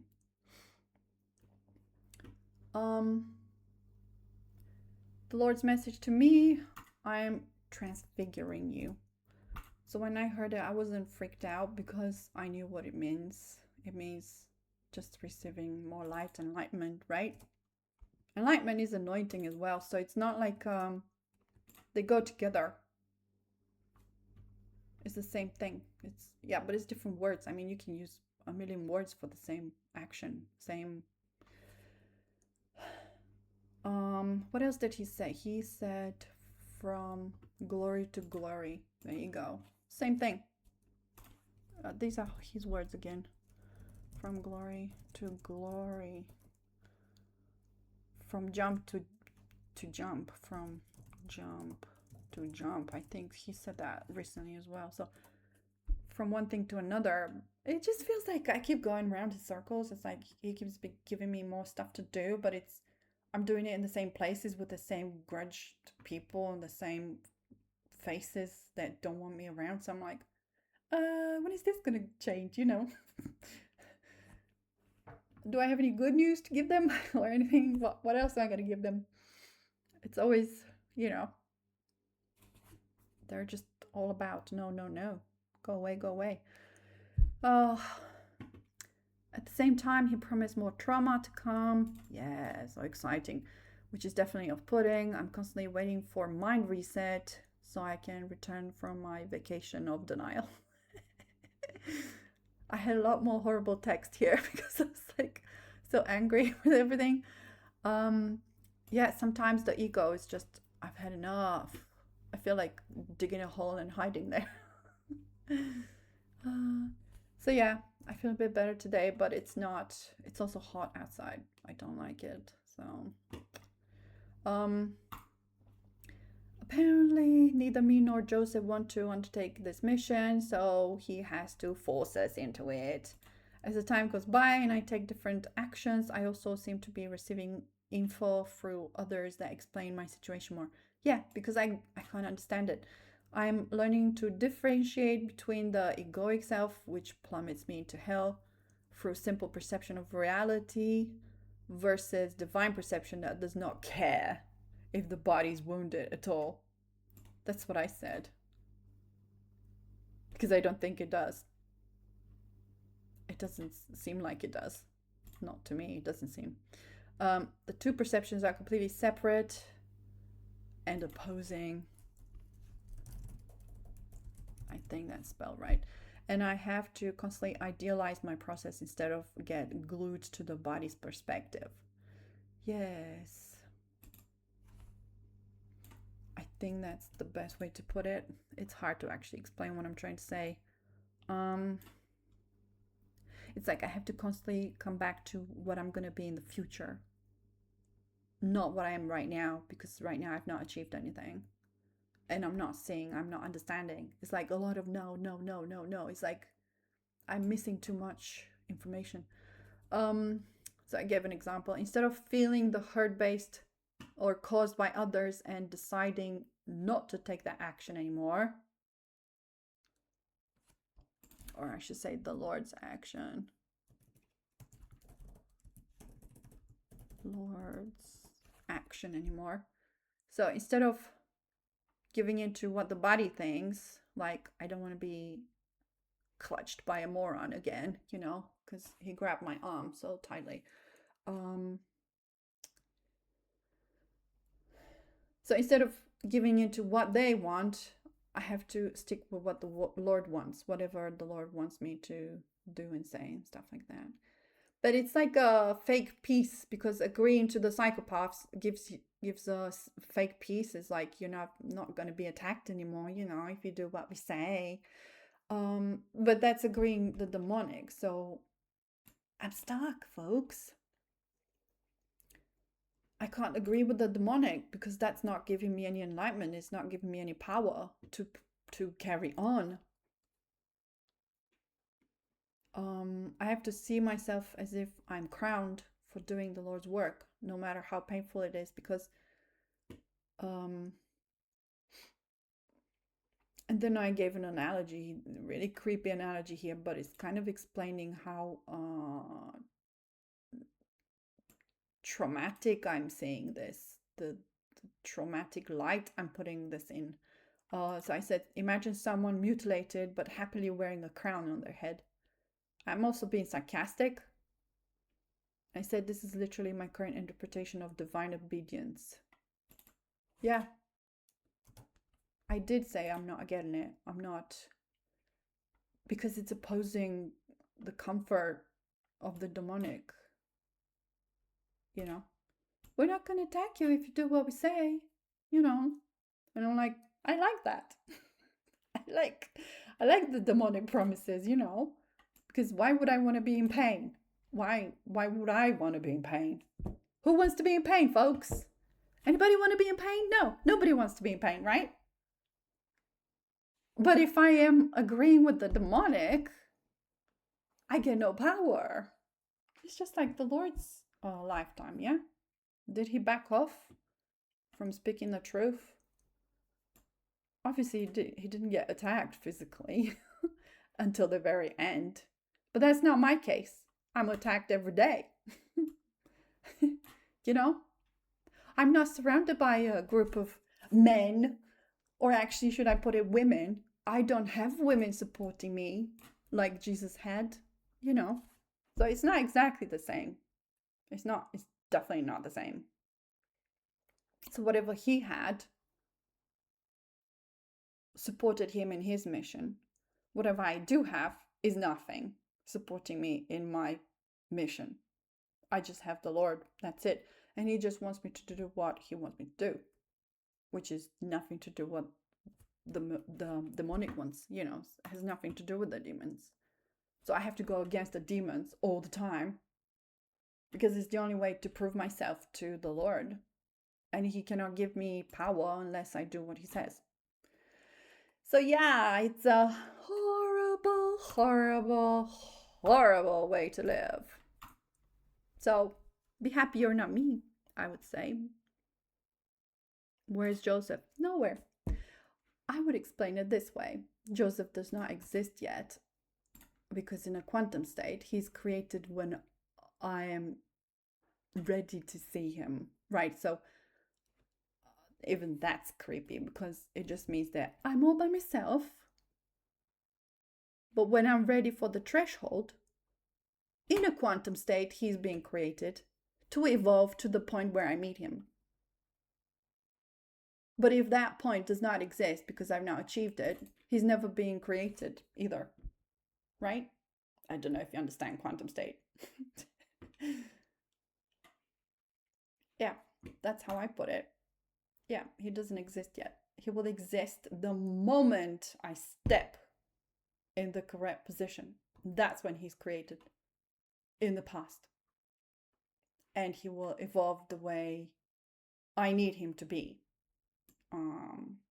Helper, you know.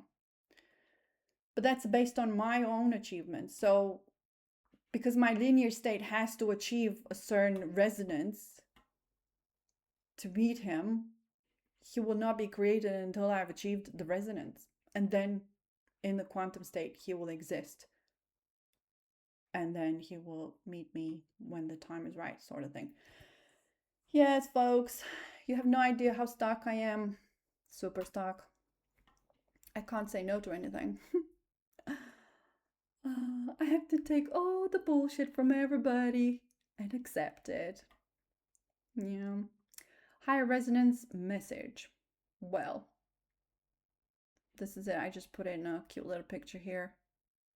Flood, end of 2029. I said November because that's when my birthday is, so it's kind of cool. And my sister said in Romania it was starting to get cold, so it could be October 2029. But yeah, don't know for sure. Nobody gave me exact date. 7 years of famine. I told you, move off grid, or at least have off grid technology. And I don't know, wherever you're gonna live, you have to think about all the ins and outs of what problems that might cause and who's gonna want your food and how much you're willing to give. If you even have control over it, you know. So yeah, I would say leave towns, cities, even villages, and go outskirts of anything. Outskirts of villages. Yeah. Because you want to use bartering sometime. If you do have, I don't know, a billion eggs, you want to trade them for something else like honey, or because I will be trading for honey. So yeah, that would be interesting. Two witnesses in the end times, proclaim the gospel. I say gospel, but actually what I'm proclaiming is kind of a, it is gospel as well, isn't it? Because the new earth, yeah.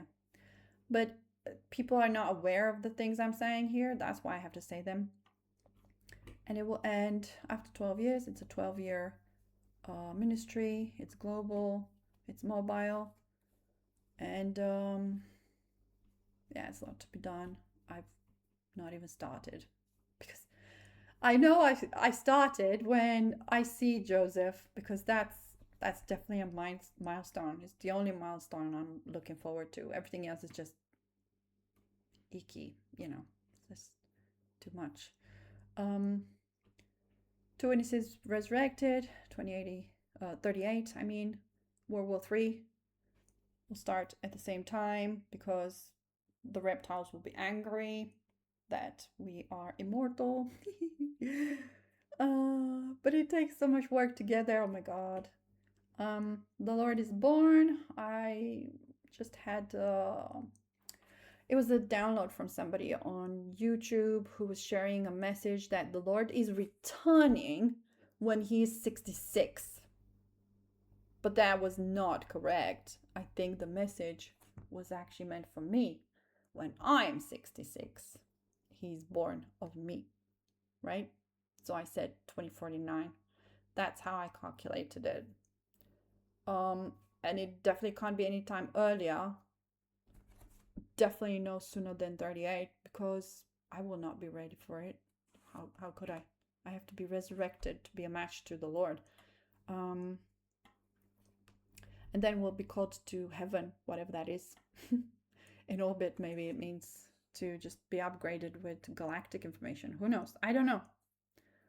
But there's a 10-year gap between these two events, so I don't know what's happening in there. But humanity will be struggling again to survive. So it's not just the 7 years of famine, it's the war as well. Many will die in the war. After only a third of humanity will be taken to the new earth.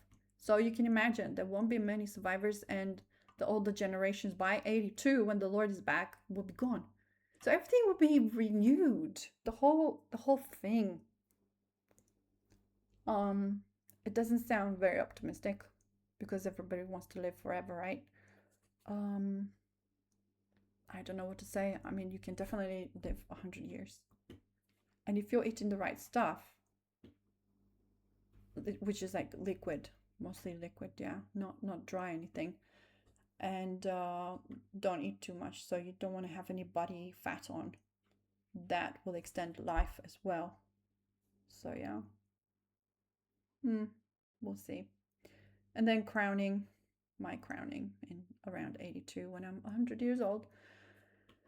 So I named this higher resonance message because I can't think of anything else I can give to people. If I'm supposed to be giving something else, I'm not aware of it. So yeah, I have no idea.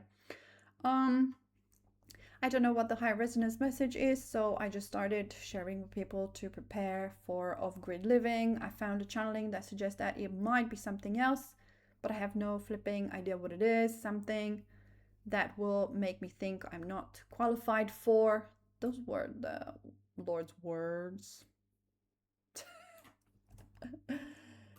Oh, this really reality is a whole of a bit outside the box. So the whole thing is like outside the box. I can't even interpret a lot of the stuff. It's like I have no idea what's happening a lot of the times. It's like, am I doing the right thing? What am I doing here? So and it made me think of New Age people in the New Age community. They will describe like this unrealistic, outside the box reality, where they can't define it much and they don't know how to explain it. So they're just thinking about woo-woo reality. I don't even know what to call it. With no proof of anything, no human logic. It's kind of like floating in the void. So it feels like that to me all the time. It's like I can't pin it. I can't explain it. I can't define it. I can't turn things around. I don't even know what I'm doing a lot of the time. I understand the things I'm doing, but I don't know if I'm supposed to be understanding more from it or like the underneath layers. I want more from the underneath. I want to understand not just the logic, human logic, but like the spiritual side. I want to be able to understand that as well. Um. So yeah, I don't want to feel like there's no goal or there's no like it's not real reality. I don't want to feel like what's happening is not real or is not so hard to explain. Yeah, so I would like to understand everything that is happening. Yeah, so that's one way of putting it. I do get that where I go is important, what I say is also important, but there are stages for things, and I don't seem to be able to settle with anything he wants at the moment. Yeah, so I'm second guessing. I don't know what I'm supposed to be doing, if it's enough, if it's good enough, if it's what is it?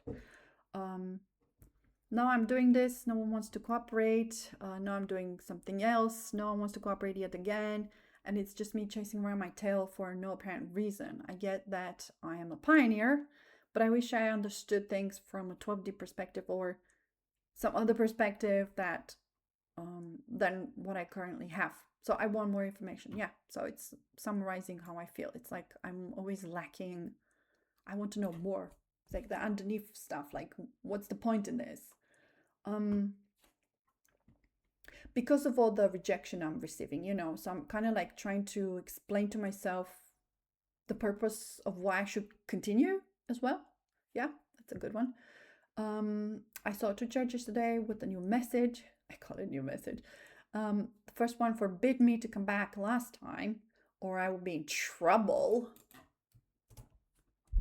Apparently the Africa priest was not there. So I did what I had to do and addressed the off-grid message of ascension.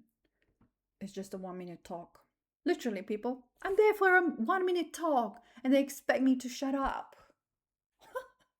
They're so sick in the head. The creepy woman, I don't know what else to call her. Some blondie locks with blue eyes. She's extremely pale, which means she's very sick. pale and ill. Don't know what her illness is though. She's probably stuffing her face with allopathics, because that's one way to kill yourself. Was there though, and she stepped in too late. She didn't expect to see me. I had already finished what I had to say. She's always there, funnily enough. I wonder if she gets paid for it. It only took me a minute to warn people. I don't care if the people listen or not about the message, right? She kept going on about me not being allowed to talk in their church. She chased after me as I walked to my car. I did my best to ignore her, and she had to remind me by shouting in my face that I'm not allowed to see any Reading churches. Apparently. I didn't know that. So I was like, really? I didn't know there's like a list of them. I have 3 that sent me an actual piece of paper that said don't. But they were not on the list. So I was like, what are you talking about? So they ganged up with other people somehow. I don't know who those churches are. No idea. But I have to keep going. So yeah. And that I'm not allowed back because she said so. Because the priest said so last time. So it's like a chain of I say so and he said so, so we say so. I couldn't talk to her much because she was gone off. She even said that what I have is not the true Holy Spirit. Oh my God. How could anybody know that? I can't know that unless I know the truth, right? But they don't know the truth, so how could they know anything? They don't. They can't. It's not possible. And truth has nothing to do with chasing after people and telling them off and rejecting them, even when they're sharing the truth. It's like, I don't think she heard anything I said in the church, you know. So she's just being a dog. A dog that barks. Oh God. Yeah, so as if she knows what is what. She doesn't know what Holy Spirit is. So I just told her to put it all on paper. I don't know what else to tell people. Oh, there's a private number calling me. It's like, really? Who said I will answer phone calls like these? Who said that? I never do. It doesn't even show any number. Nothing. It says private number. Yeah, good luck. So I just told her to put it all on paper. Don't know what other things I can tell people. I have no idea. I don't know. If they want me to not trespass, of course, they do not own the property. They don't own anything. The Lord owns the planet. It should be done on paper. I said that, but that's because I don't know what else to tell them. Just put it on paper, because maybe you will understand that you have no rights. Like I read to you earlier, that piece of paper literally did not say anything about anything. They just introduced themselves as having rights over a land, which was false, and rights over permission for me to come or go, which is false, and rights over calling police, which is false because they're not going to come, and rights over what else? Oh yeah, they have this team of people that can give me rights to come and go. Well, obviously I'm not interested in your team, so that doesn't exist either. So that's false too. So something I repeated a few times so that she can hear and perhaps pass it on to whoever is in charge. Right. I'm just telling you, put it on paper, because sometimes you get higher consciousness just from putting what you think is called facts on paper. Because I can read it back to you and I can say that's false, that's false, that's false, that's false, that's false, that's false, like I just did. So if you can't read legal documents, folks, the law itself on this planet is coming from the reptiles. It's the demonic, right? So whatever you think you own, whatever you think you represent legally is actually not real. It's all fake. I don't know what else to give you. Yeah, so these people, they've not spent money on any legal documents trying to prove me wrong. Except the 3 churches that said I'm not allowed to come to their turf, which is not their turf. It's not theirs. Which is actually the Lord's turf. And because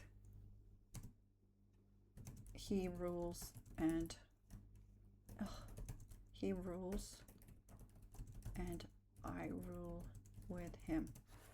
Right, folks? So, in case you still don't know, I'm the queen of planet Earth and the queen of the universe and the queen of anything you want to call it. Yeah, it's me. So, it's kind of like I own it more than anybody else. So, you're coming to me telling me I'm not allowed to visit my own turf. Which is why it's hilarious. But obviously, people are dangerous. Physically dangerous. I mean, not psychologically, because I don't care about people who are just broken in their heads. Yeah, I'm more of a squeamish person when it comes to physical, like physical assaults. Yeah, that does my head in. I actually get angry from that. Because I'm trying to tolerate so much garbage from you. And that's pressing my buttons, and it's like, really? Do you really want me to be angry? Not that I'll do anything, but it just makes me like, it makes me feel like, where am I gonna explode? Implode, explode. Where am I gonna fly to the moon to explode there? What am I gonna do? Because I can't fix these people. I can't fix them. I can't help them. I can't even protect myself from them. They're pure psychopaths. So what's gonna happen? I don't know. It would be nice if I die, because then it's so much easier. I'm dead, done. But that's not what the Lord wants. He's okay with me being attacked physically. He's okay. Second church, 2 hours ahead of schedule, which I like because that meant I got free parking on the premises, of course, not anywhere else. I delayed getting out of the car, expecting the priest will come to interface with me. Guess what? I was right.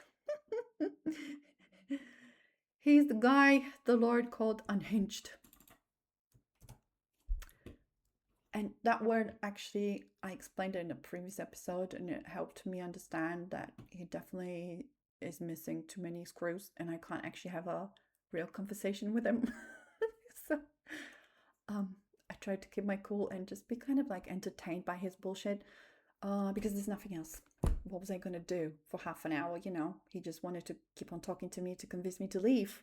And I thought, well, I didn't just come here to leave.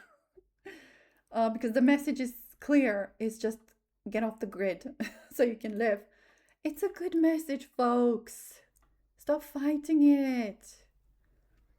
It's a good message. I'm wishing you good, live. I'm saying live. Why don't you want to live? I'm saying don't drink coffee because that's killing you. They don't care about that. I said receive a blessing from the Lord. They didn't care about that. No, I'm saying prepare for off-grid living. They're probably not going to care about that either. So half an hour talking to this guy was a bit boring, but what can you do? He was blocking my way out of the car, so I thought I'll just entertain you for a second. Half an hour, a second. I compressed it into a second. He's definitely bipolar. He has no substance in him, no logic, no aim. So it's kind of difficult to actually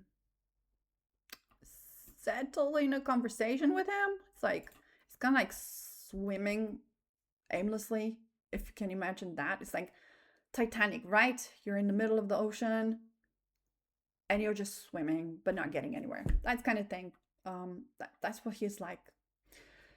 He's like an empty fridge that makes a creepy noise and no one wants to use it. It's hard to explain. Sorry. I can't explain really what he's like. He's continuously going on and on about how today is only 1 minute. What was I saying? How unwell I am, that I should leave. But I just sent my message for today is only 1 minute long. I also showed him the digital version of the legal document the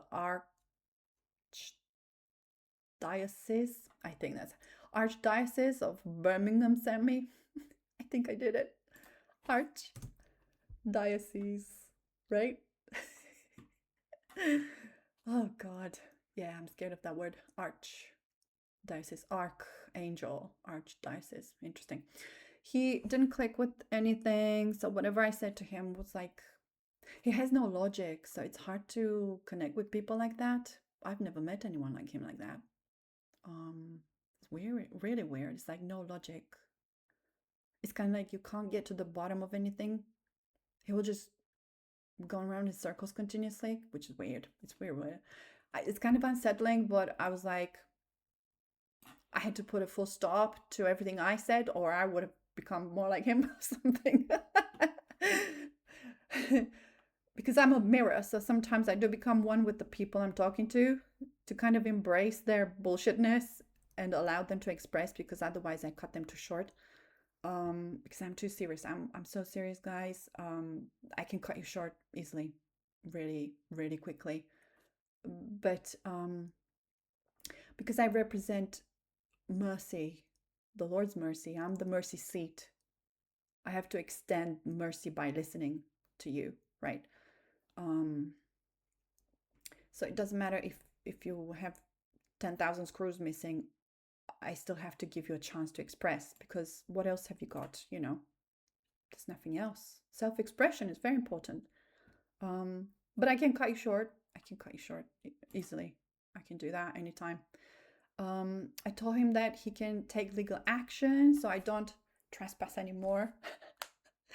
So it's like, it's the new thing I'm promoting. Actually, that's going to close doors for me, and the Lord will have me force those doors as well, because that's what I'm supposed to be doing.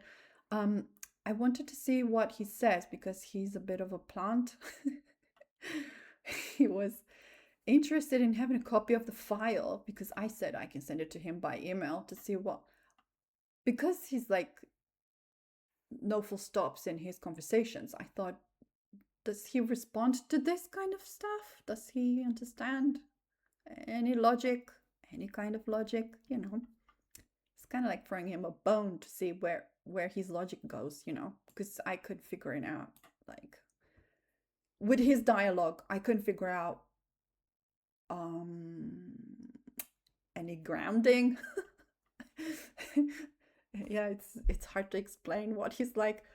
But yeah, because I had this piece of paper in a digital form, I showed it to him, and it was having a hard time reading everything because of the sunlight, so he kept bending over to kind of create shade. I was like laughing at him. Yeah, he thought it was an interesting proposition. And he wanted a copy, and I said I'll send him an email. And then I said, I also sent you another email today about the message I'm going to share today. So I was quite serious to see how he responds to that, because he was interested in this file. I was going to see what he thinks about the email I already sent to him. He said he doesn't know anything about any email. So I thought, interesting. So perhaps because he's so bonkers, if I never send him any email, he'll never know I said anything.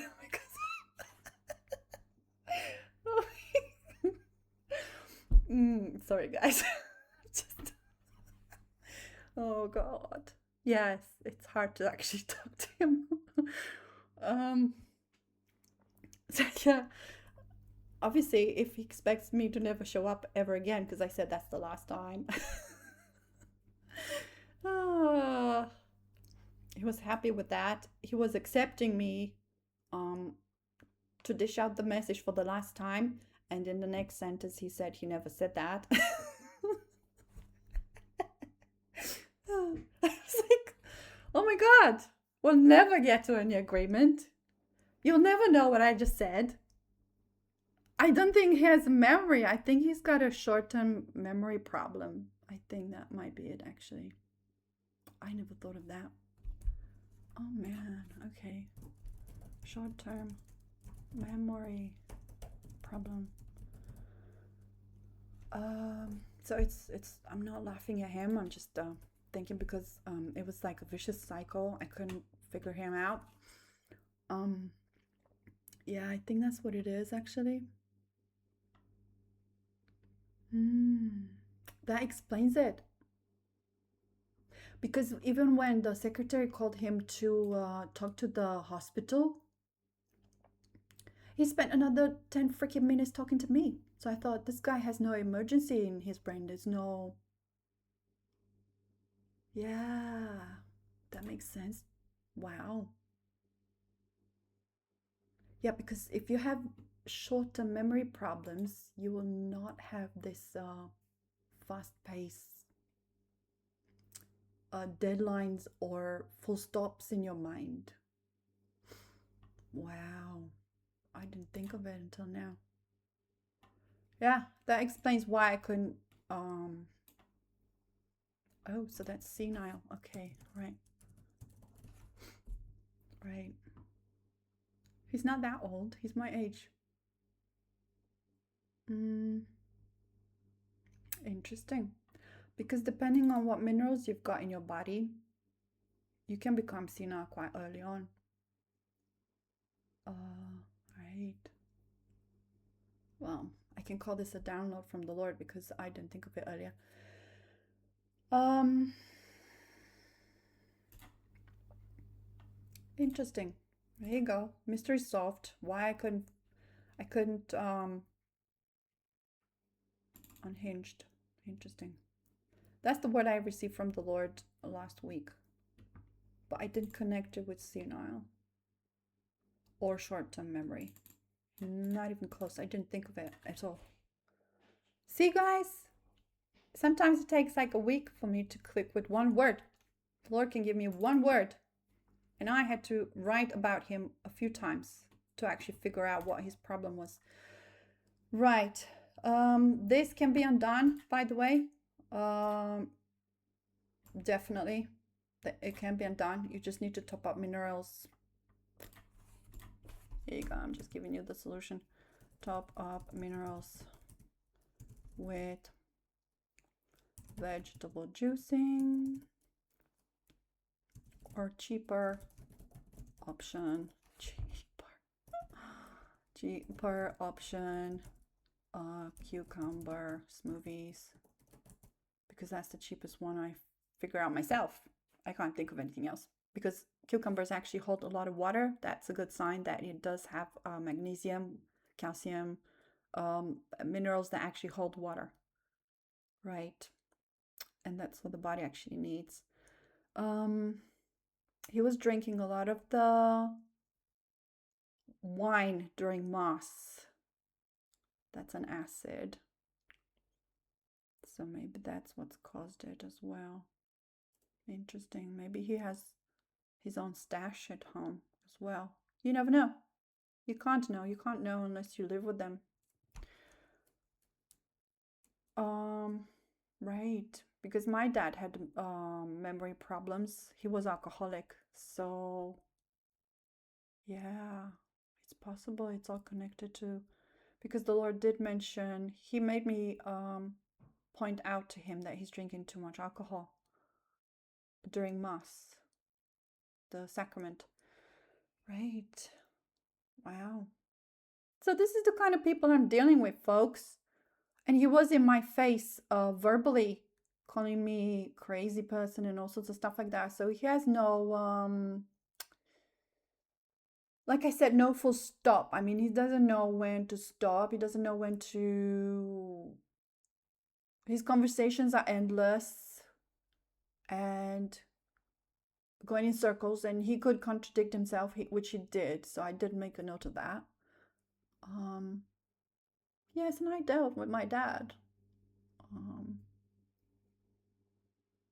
But my dad was a bit more of a recluse, so he only exploded every once in a while. But being a priest, having this kind of problems, guys, these are not leaders. They're not leaders at all. Yeah, so I feel becoming a bit senile or seeing somebody becoming, drop sugar and processed food. Drop the sugar and processed food completely, because if you top up the minerals, your mind will come back to normal. And no sugar and processed foods, none, zero. Also, there's amoeba infestation in the brain that can cause brain damage as well, which can cause people to be senile. This was interesting because I've come across it just a few years ago. I was freaked out when I found out about it. I'm not even sure where you would get it from, but sometimes it's just coming into the mouth, saliva, whatever, for things that are not clean, and it can go upstream up into the brain and kind of make itself comfortable here and eat the brain tissue. It's real. I'm not joking. I'm not joking, in case you think I'm joking. This is why I don't like swimming in rivers, because of potential amoeba infestation. It's the brain you're trying to protect. I would never swim in open air anything. I did a few times in my life, but as soon as I learned about amoeba, anybody who invited me to go swimming in the Thames and crap like that, I'm like, no, thank you so much. No. Because it can just go in your mouth and that's it. You're toast. Obviously, if you have if you have like a brain, oh God, I forgot. Oh my God, all those PCR COVID tested have nanobots in their brains, as well as the COVID vaccine has nanobots in the veins, so people are not pumping blood properly. That's affecting the heart pump, right? I completely forgot about that. So, right, these people will die quite soon. So if you're COVID tested or vaccinated, ask the Lord to remove nanobots from you. He has power over everything. Nanobots are for density creation. That's reptilian, right? He can destroy it with one thought. If you want to live, if you're worthy, he will save you. So that's another thing. I forgot about this because this is seen. You can see the nano in the, if you do a brain scan, it will come up as black, a patch of black. It will just be no electricity there. So, patch of black if you do a brain scan. Guys, I know a lot more than you think I know. A lot more. So I've just given you examples of why anybody might be senile, right? It can be a mineral problem, can be amoeba infestation, can be PCR COVID test, which is nanobots, okay? That's 3 reasons why. And obviously if you're eating garbage, that's causing blockages to the blood going upstream and keeping the brain fresh and all of that functioning properly with electricity properly. So it's not just topping up minerals. You actually have to remove processed foods and garbage from, well, this is good. Guys, I didn't even expect to talk about this in this episode at all. Hopefully, somebody will actually watch this. Ask the Lord to heal you from nanobots. When it comes to minerals and sugar, that's your job. You have to do that. Amoebas, yeah, the Lord can do that for you as well. So if you've got, you would actually have to know if you're senile. Sometimes people are senile, but they don't know they're senile. You can ask around. People will mirror you. They will tell you, yes, you do have memory problems. Yes. In that case, think about amoebas, COVID, whatever you've done to yourself, and ask the Lord to heal you. Obviously, I could say this is a prayer for the Lord to heal you, prayer from me for you.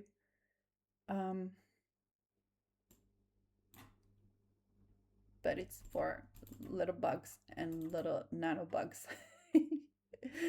When it comes to action with minerals and processed foods, yeah, that's your job. It's not a prayer. That's just something you have to execute. So yeah, I completely forgot about these problems. Oh my gosh. So obviously all these so-called priests, if they are COVID tested, they're not gonna live much longer. Sorry guys. Unless the Lord wants to save you and you know about it, because if you don't know about it, you can't even ask for it. Correct? Correct. There you go. Moving on. Just concluding about the guy, really off the rails. At the end of the mass, he mentioned that if there is anyone disturbing the audience, they should be ignored.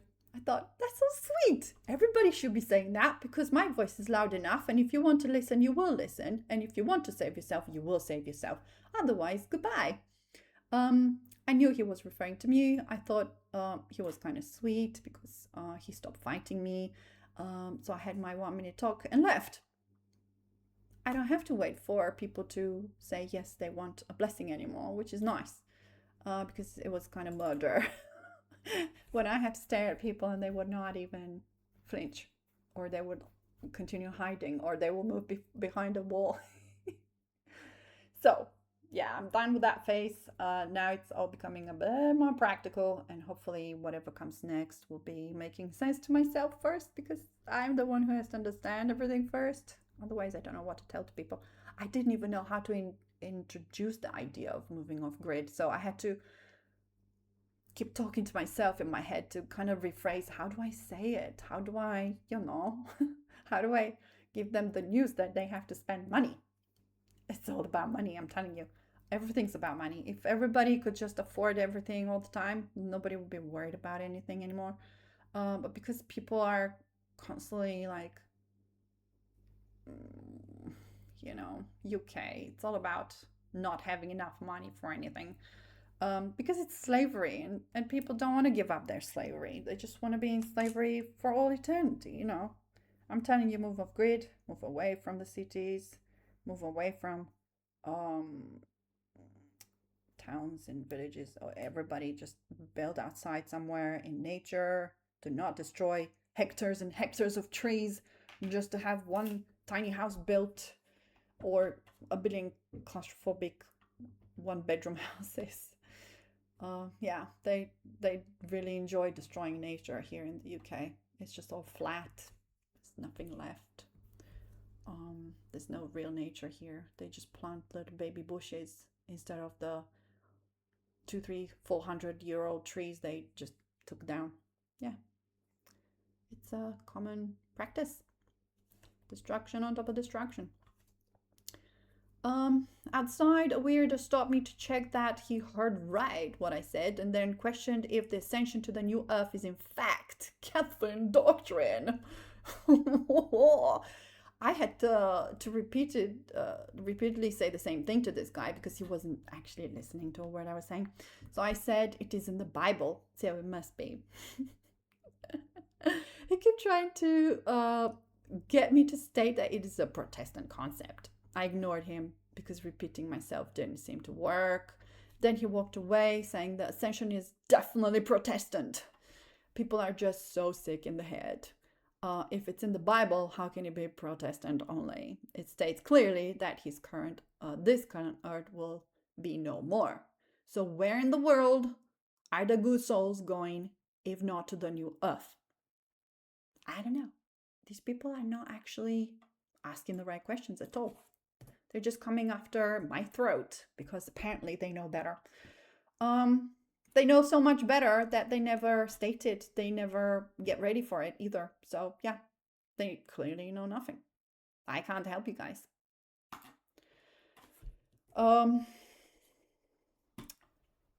know that St. Patrick Pio, which is me in my literally last lifetime, mentioned the 3 days of darkness. In case you never heard of it, it's the same thing. Just a few decades ago. And in this lifetime, I know a lot more than I ever knew in the last 12,000 years. So I can't be proven wrong in any way, shape, or form. The problem still remains the priests who think they know better when they're in fact completely bonkers. I say just priests because obviously it's anyone who is proving themselves to be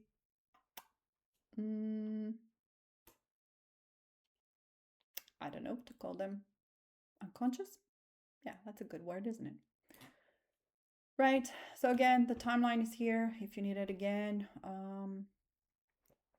The only thing I changed recently was the timing, because in the Bible it says that, oh yeah, that's interesting, isn't it?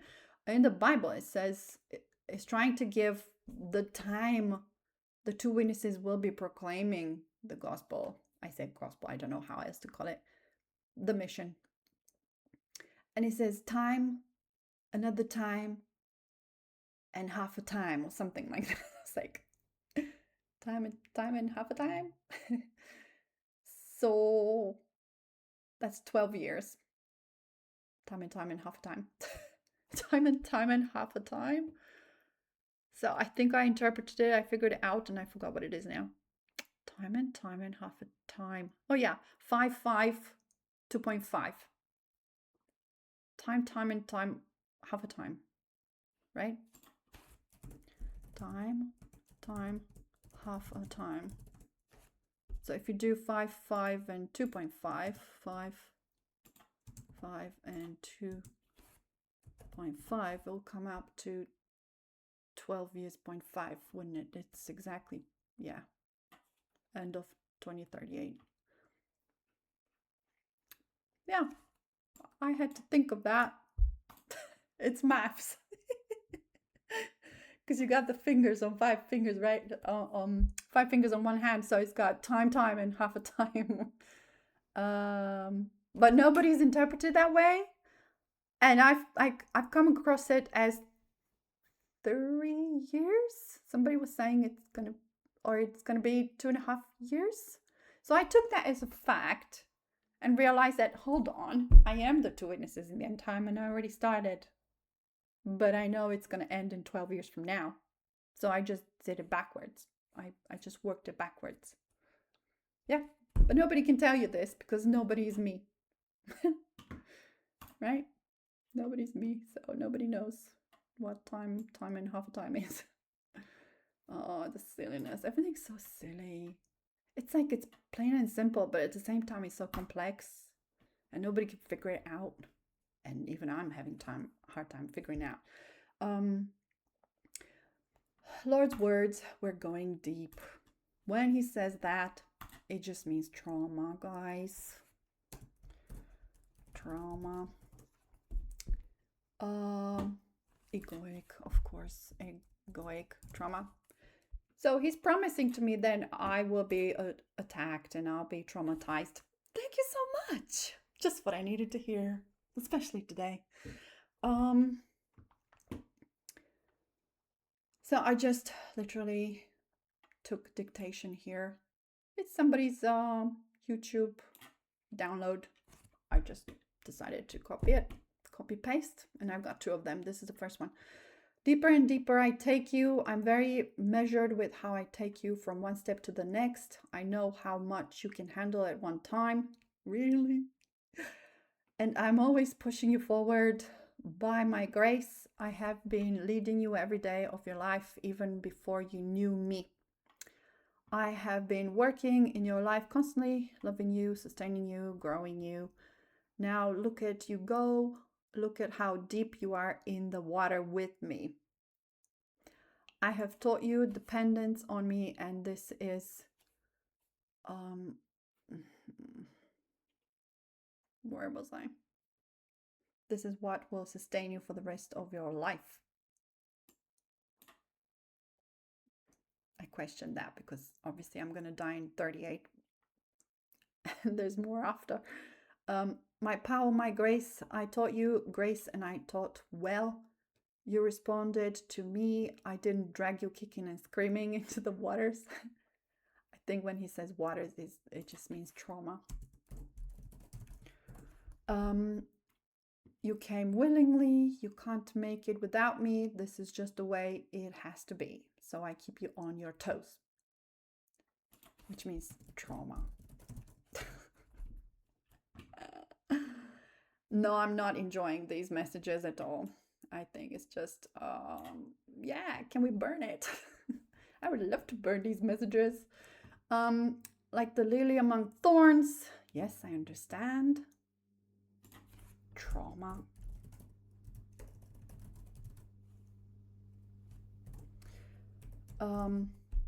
So is my love among the daughters. Daughters just means humanity. Who is love? Me. And then he explains this is you. The thorns are all around you. Thank you. People that try your patience. Yay! And I can't do anything about it. Fantastic. People that are sometimes unkind to you. Sometimes? Really? Just sometimes? Wow. The sandpaper people. Perfect. Perfect definition. That's exactly what they are. The thorn in his flesh. Just talking about Paul. Obviously this is a channeling, so it's kind of like going back and forth over the topic here. The thorns in his flesh, the thorn in Paul's flesh.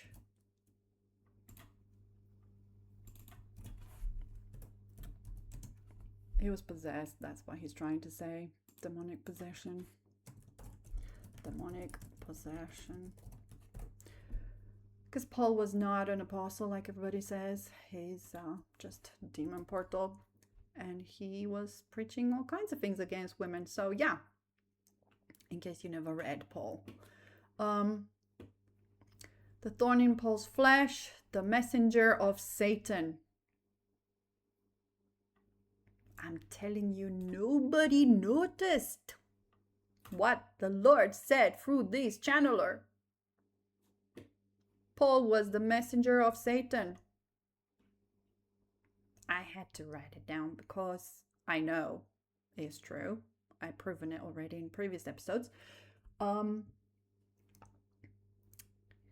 then the Lord explains, Paul was afflicted with words and actions. I use the thorns to keep you at my feet. So it's kind of defining what these thorns are. Thorns is demonic possession. The Lord is using the people who are possessed around me, the thorns, to keep me at his feet.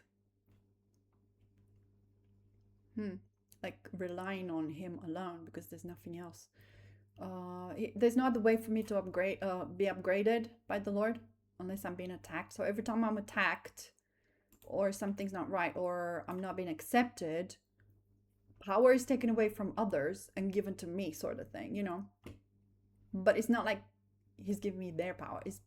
It's just like it's a balancing of truth. It's kind of like, it's hard to explain. So because I'm doing the right thing, he will give me more power. But because the people around me who are thorns are doing the wrong thing, they will have their lives taken out every time they go against me because I represent the Lord, right?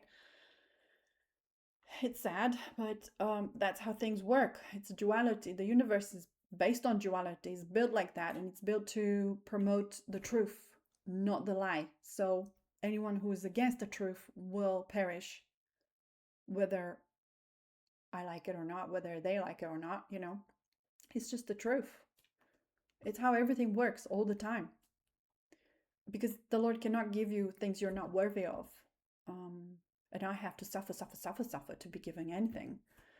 If things were going perfect in your life, you would have not looked for me. True, because that is the same with everybody. I'm a good father. I'm constantly teaching you and drawing you to my heart, and you have responded so well, swimmingly. I don't know about that, but hey, sure. I pushed you into the deep end. Trauma. It was either sink or swim. I led you deeper and deeper, and there was a point when I caused you to go in over your head to show you that I'm faithful. I don't know what that means. Trauma. I know that much, but I don't know what he means by showing me he's faithful. I don't know what that means. I'm about to push you again. Oh, fantastic. Just what I needed to hear yet again. And I said, here, tell me if this doesn't sound creepy to you. Because it does to me. He's like telling me, oh, you're going to be traumatized again because I say so. I'm like, wow, fantastic. Just what I needed, Lord. Yay. I'm so excited. Oh my God, I'm bipolar already. No, so I'm not going to enjoy that. How am I going to enjoy that? Why am I even told that? I don't want to hear it.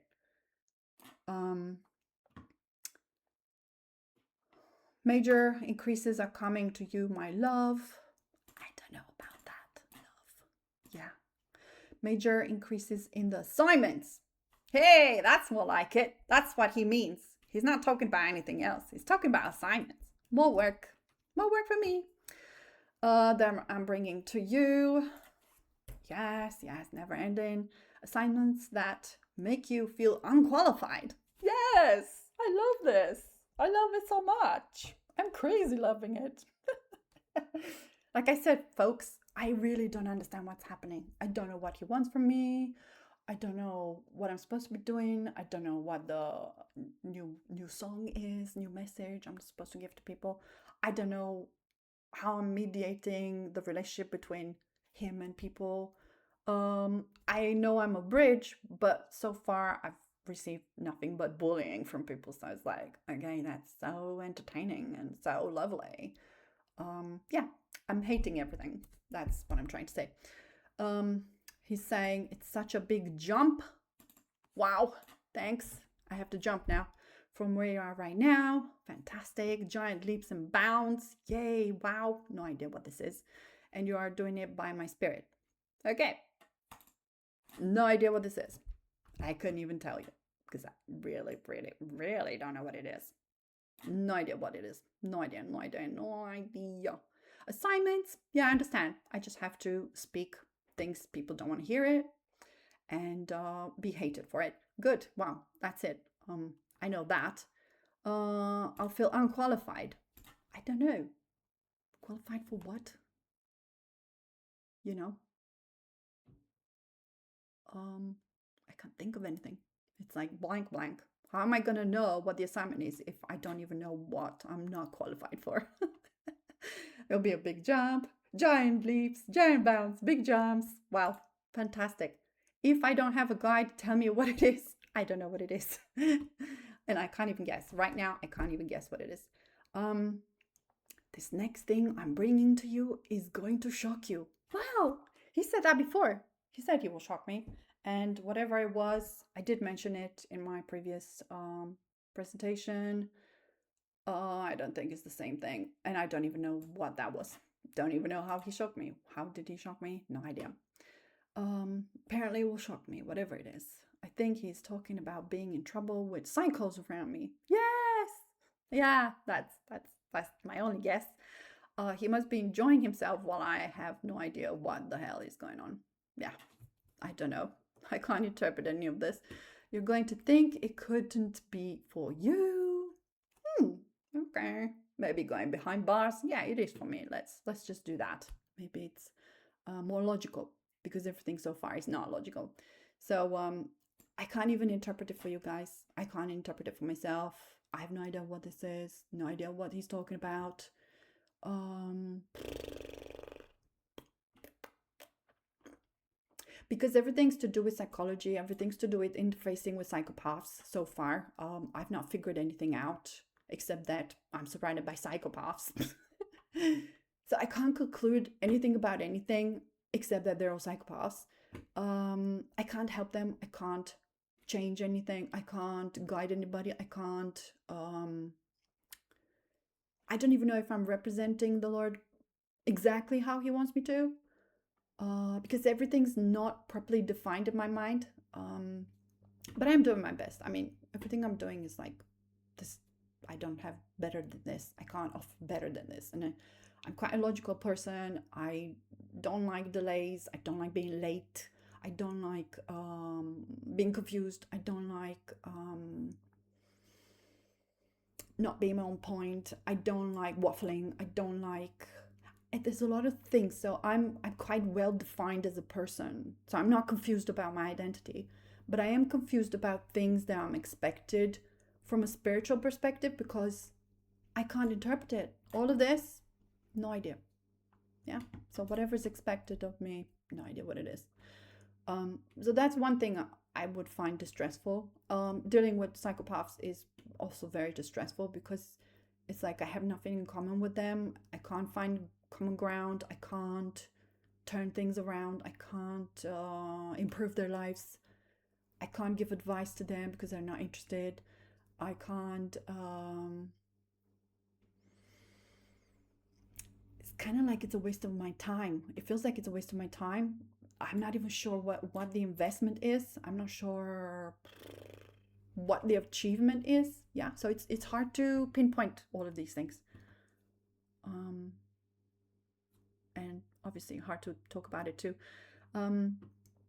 So you will think it couldn't be for you. Wow, okay.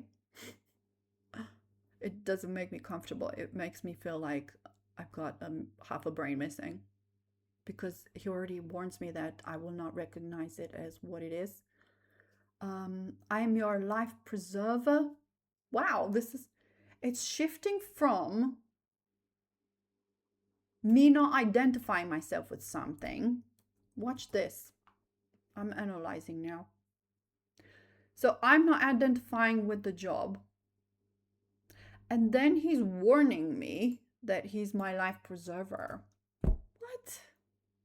So this is suggesting it's dangerous. It's dangerous because I'm not identifying myself with it. It's dangerous because he's calling himself my life preserver. So I'm like, great. I don't even know what it is, and I'm always creeped out. I'm creeped out with every word he says. I'm your life vest. Fantastic. Let's put more words that explain the same concept, right? Life preserver, life vest, safety line, safety zone. That's pretty bad. I mean, if he has to repeat himself 4 times, yeah, I expected something pretty bad. It's bad. Whatever is coming my way, it's bad. I cause you to float, rise above. No control. So I can't control the situation. I can control this presentation, but I cannot control what's coming. Oh, that's creepy. You've been doing such a good job of letting go of control. Really? Okay. You can't touch the bottom of the river anymore. Ouch. Yikes. What does that mean? So you're literally at the mercy of the current.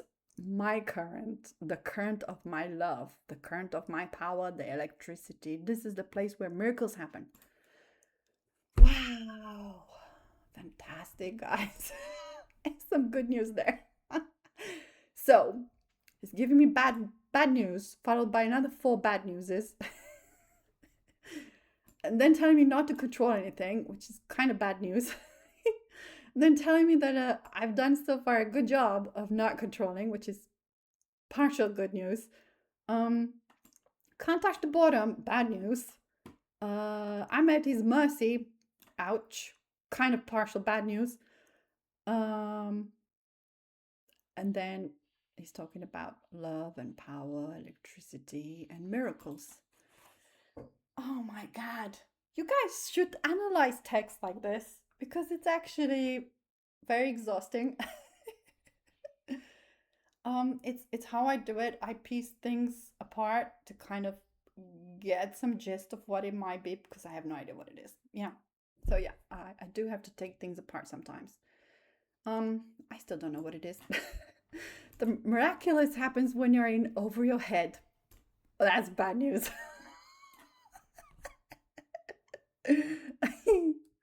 Yeah, that just means trauma, guys. I'm just interpreting it for you. It's trauma, body trauma. So yeah, somebody's gonna attack me. This is the life that I called you to live.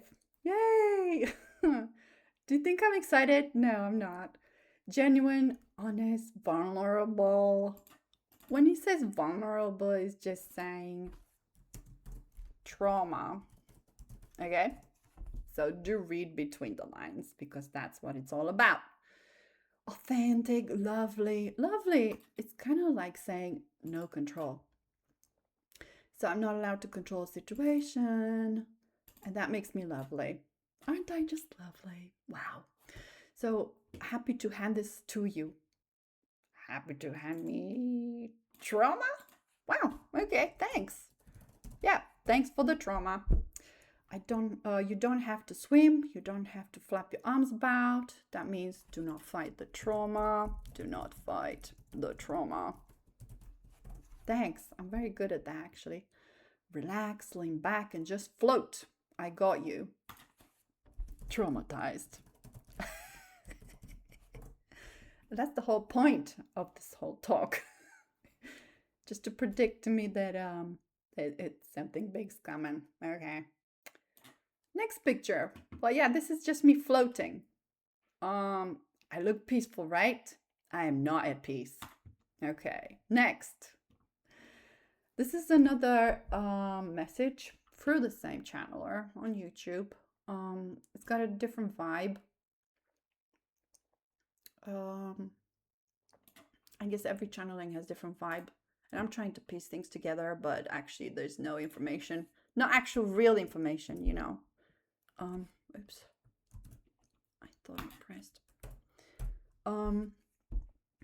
Yeah, so he's just gonna surprise me last minute, and whatever the trauma is, I have to take it and be happy like a puppy that's being kicked in the gut, and has to keep going.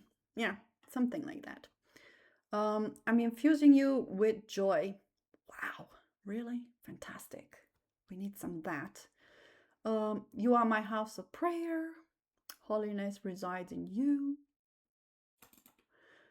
Holiness. Let me explain what it means. It means no sin. Not sure how that is correct, but I'll just take it. You are joined to me, the Holy One. I am righteous, and we're joined together. You are my house. I understand. It's being a vessel, right? Vessel. I think that's how it's spelled. No idea.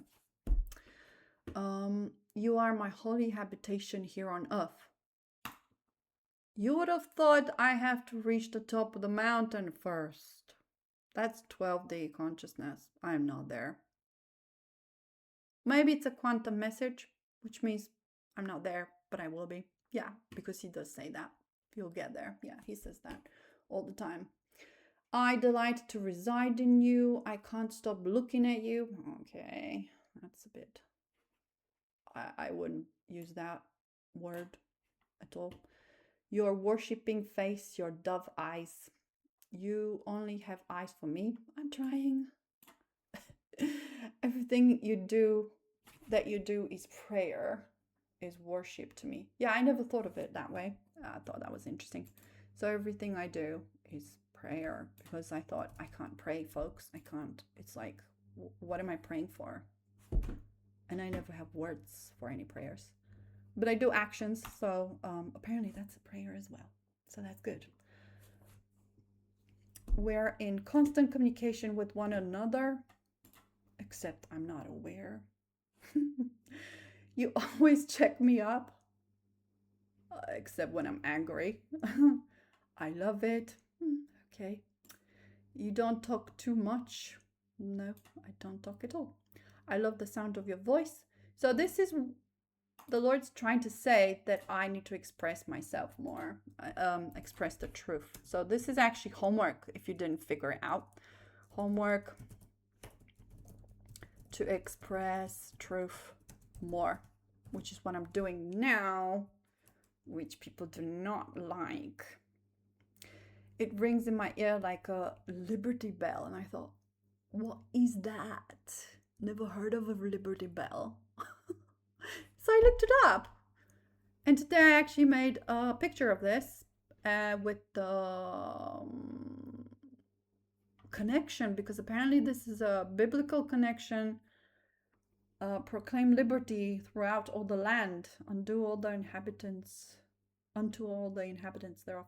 Leviticus. Right. I never knew. So the AI connected this verse with the Liberty Bell that I never heard of because I'm not American. But now I know, so I'm sharing it with you. It's somewhere in Philadelphia. No, I don't know where. Somewhere with P. Philadelphia. Philadelphia is a cheese spread here. I don't know if it's Philadelphia. I don't know where it is. Liberty Bell. I'm pretty sure you know what I'm talking about. I don't know what I'm talking about. So because he mentioned this Liberty Bell, I had to look it up. The sound of freedom ringing through your voice. That's exactly Leviticus here, right? And I thought, wow, that's quite a compliment. So like I said, this is different vibing message. Not so much about trauma.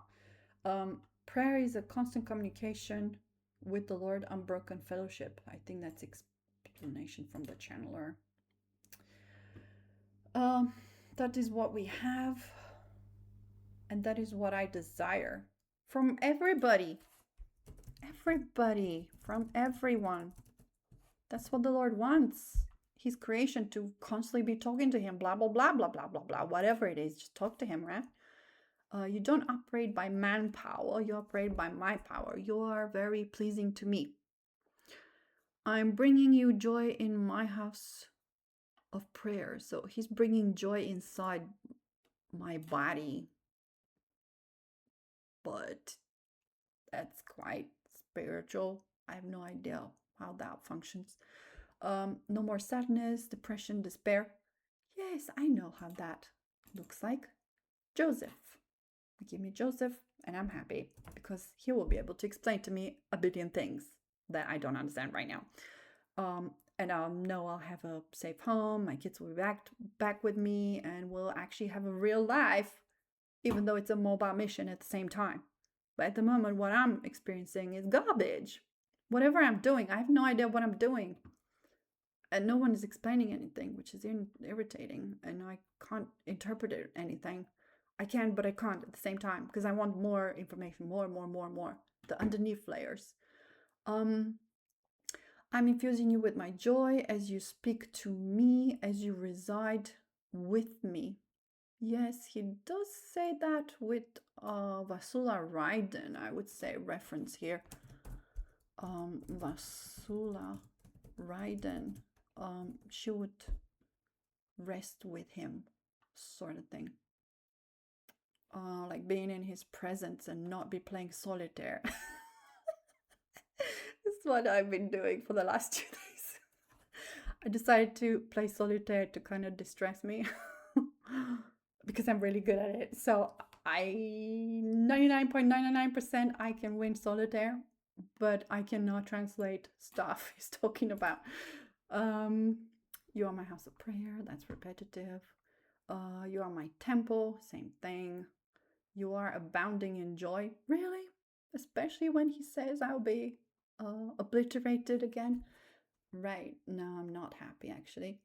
Life, heartedness, I think is I think this is programming. He's trying to tell me how I should be like. But I'm not, because I can't. I want actually to get on with life. This is not life, what I'm experiencing right now. This is not, it's just garbage. A contentment in your soul, a smile on your face, a smile in your heart. Yes, this is idealistic stuff, isn't it? Who doesn't like that? I don't have it. I don't have it, folks. I don't know what he's talking about. I think he's talking about the future, not the present. You're going to smile inwardly at my goodness. One day, maybe a month from now. Deep-seated joy that can't be rocked like a boat. You can't be shifted out of this joy. Yeah, but it's not here. I'm bringing to you. You get to be happy. Not today, not tomorrow, not this week, not this month. Okay. Your circumstances do not define the state of joy, of happiness, mental well-being, wholeness. Whoa, whoa, whoa, whoa, whoa, whoa, whoa, whoa, whoa, whoa. My God. This is beyond me. Beyond me. Beyond me. Because my circumstances are telling me right now that I live a shit life. I'm not happy. I have to play solitaire. And I have to listen to chill out music, like futuristic chill out lounge kind of thing. Instrumental to kind of distress at the moment. That's the two things I've been doing. And I started eating. So that's 3 things I'm doing that I did not do a week ago. That's how stressed I am. So how is this talk about the circumstances not defining my state of joy? Isn't that what everybody's experiencing? Isn't that how we feel joy? It's to do with circumstance? Wow. He's talking about something that I've never experienced, actually. I have no idea how to reach that point. It's just like non-existent. How can you be happy when your circumstances are garbage? How can you be? Mental well-being. I don't know. Does that mean no stress? Well, I'm stressed. So that doesn't exist right now. And I don't know how to achieve it. Wholeness. Wholeness is holy. No sin. What else can I? No sin.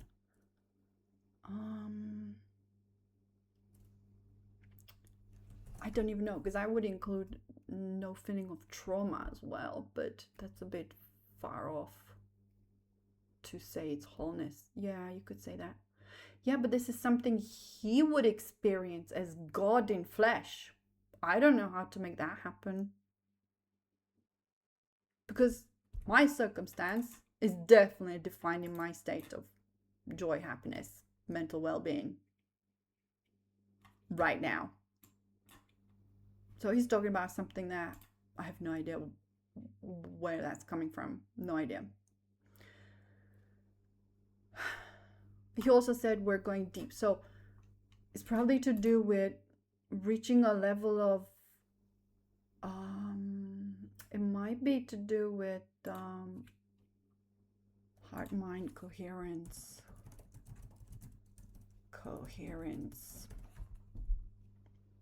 But I've not achieved that. I have no idea. No idea.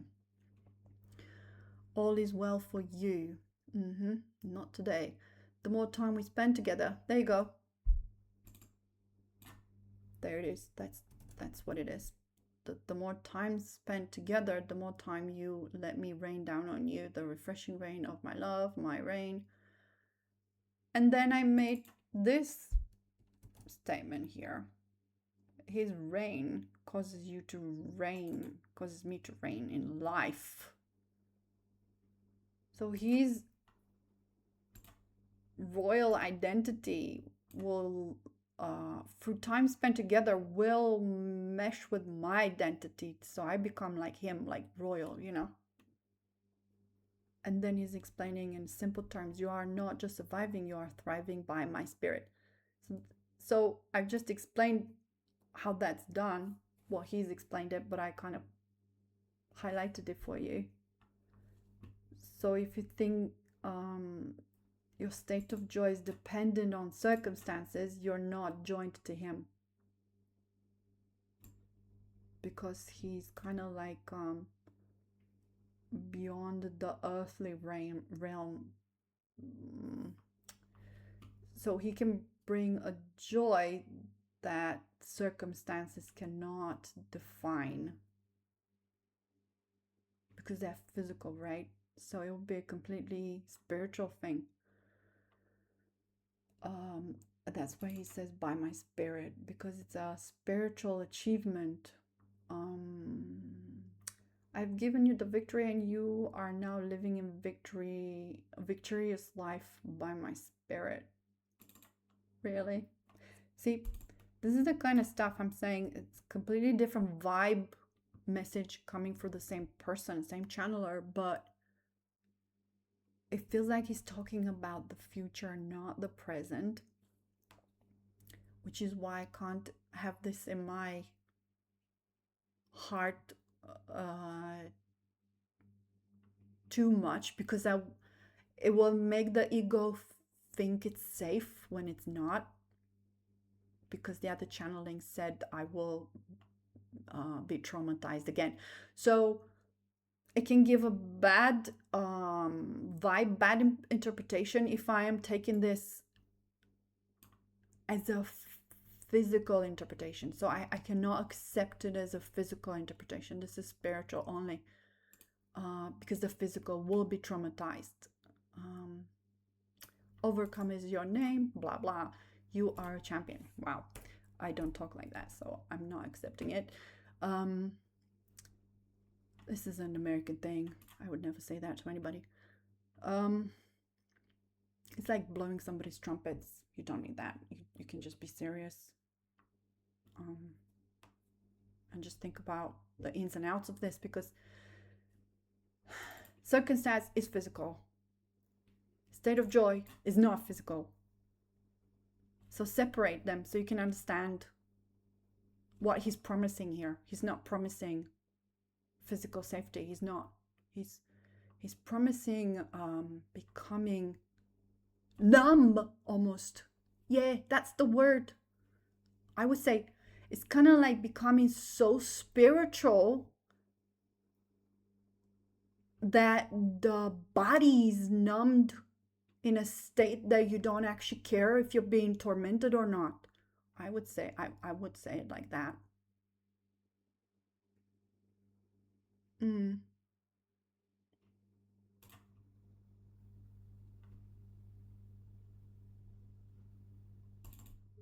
Because how else could you not take consideration the circumstances,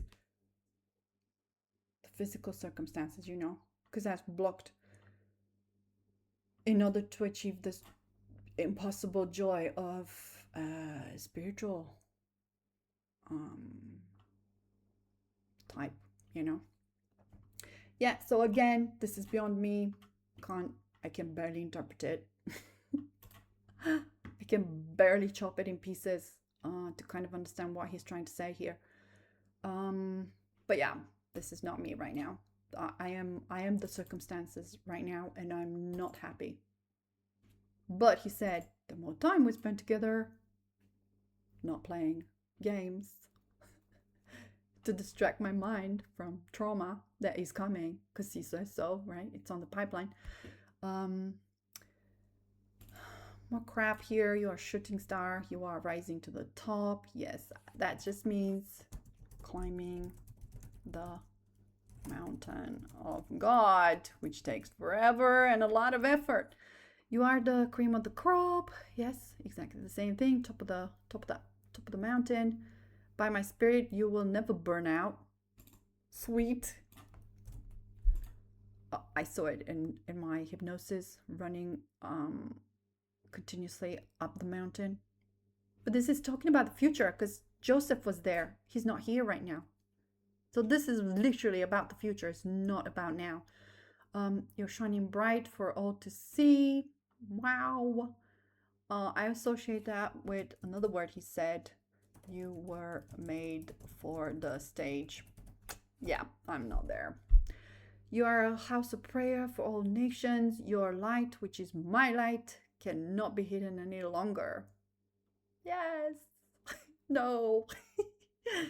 There is an exposure of light in low light atmospheres. This is what I'm doing, folks. This is actually the real business. This is what is happening for real. It's not the woo woo, it's the this. This is happening. I identify with this. So, exposure of light, me in low atmospheres, pricks, prickly spaces, what's it called? Sandpaper people, right? All these people that don't want to hear from me. I'm causing you to shine with such an intensity. We're taking some images. We're taking some images. You don't know you were made in my image. And I changed all that for you. I do know I'm the body of Christ, but it's all just like theory to me. It's not practical. I don't understand it practically because he had a lot more protection than I do, I think. And he's God in flesh. I'm not God in flesh. So I could never achieve what he's achieved. So everything's kind of downscaled for myself, but I'm still getting fried. No idea why, because I'm supposed to, I guess. You are testifying about this new identity you have in me, how you are an image bearer of the Holy One. Yes, in the future. I don't think it's happening right now.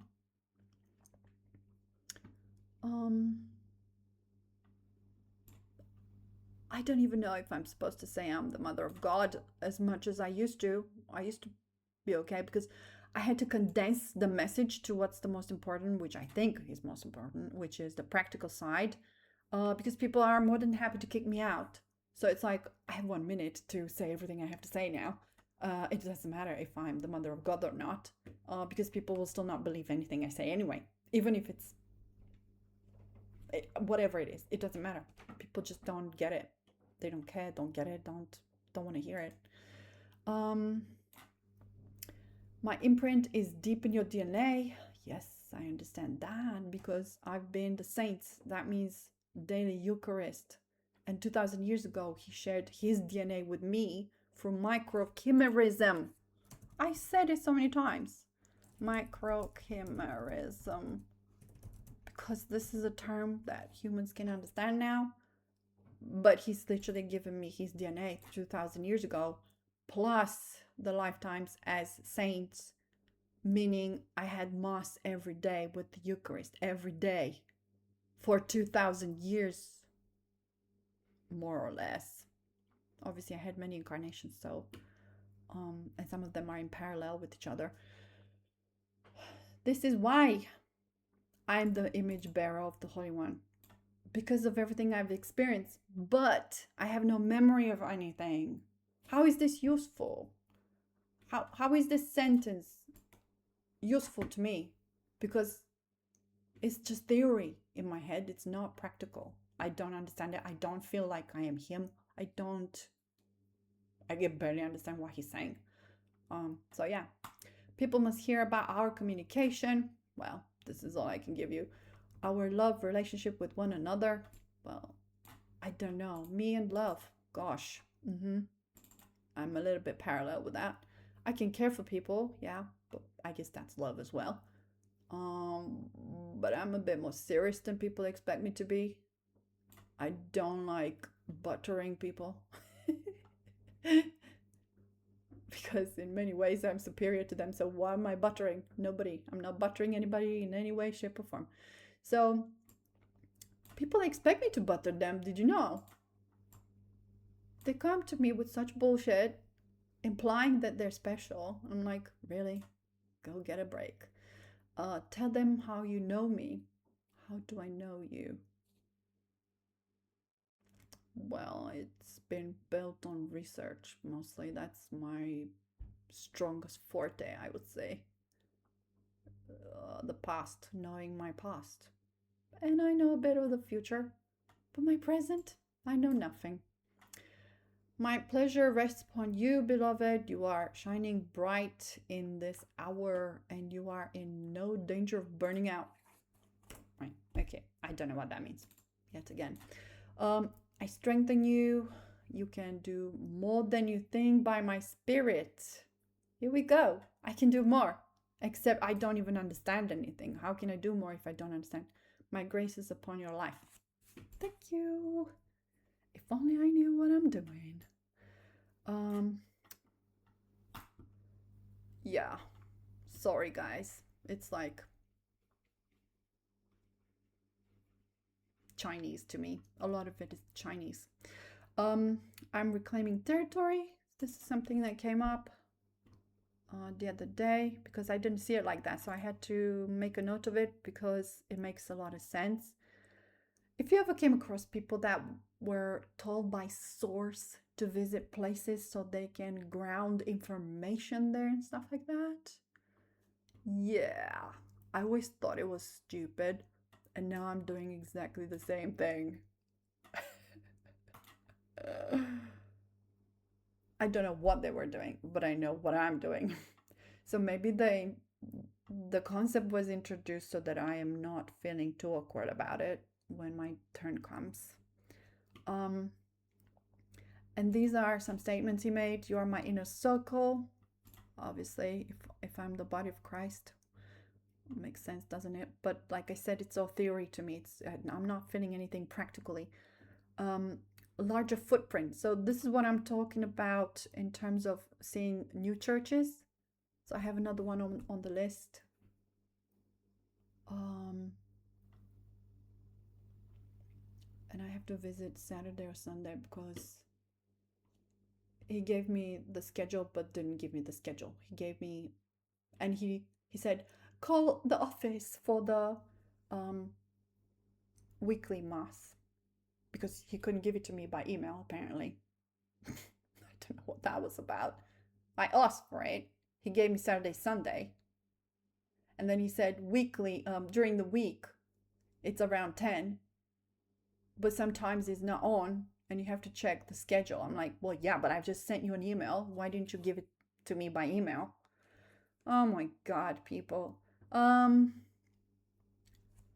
I was going to go there today, but it's such a long drive, 40 minutes from where I am, that I don't want to waste my petrol because I'm going to run out very soon. And I have literally no money. And my bank account went over the overdraft. And I expect I'll be charged daily for the next 20 days. So I'm screwed. Yeah, problem after problem. I can't fix anything. But larger footprints is just me. It came right after I decided to visit this new place. But I don't want to go not knowing exactly the schedule. And I also called the office twice today and they didn't answer. So there are some people who don't actually answer their phones. They're just like me. So I have nothing against it. It's just that by that email, he should have given me the details and he didn't.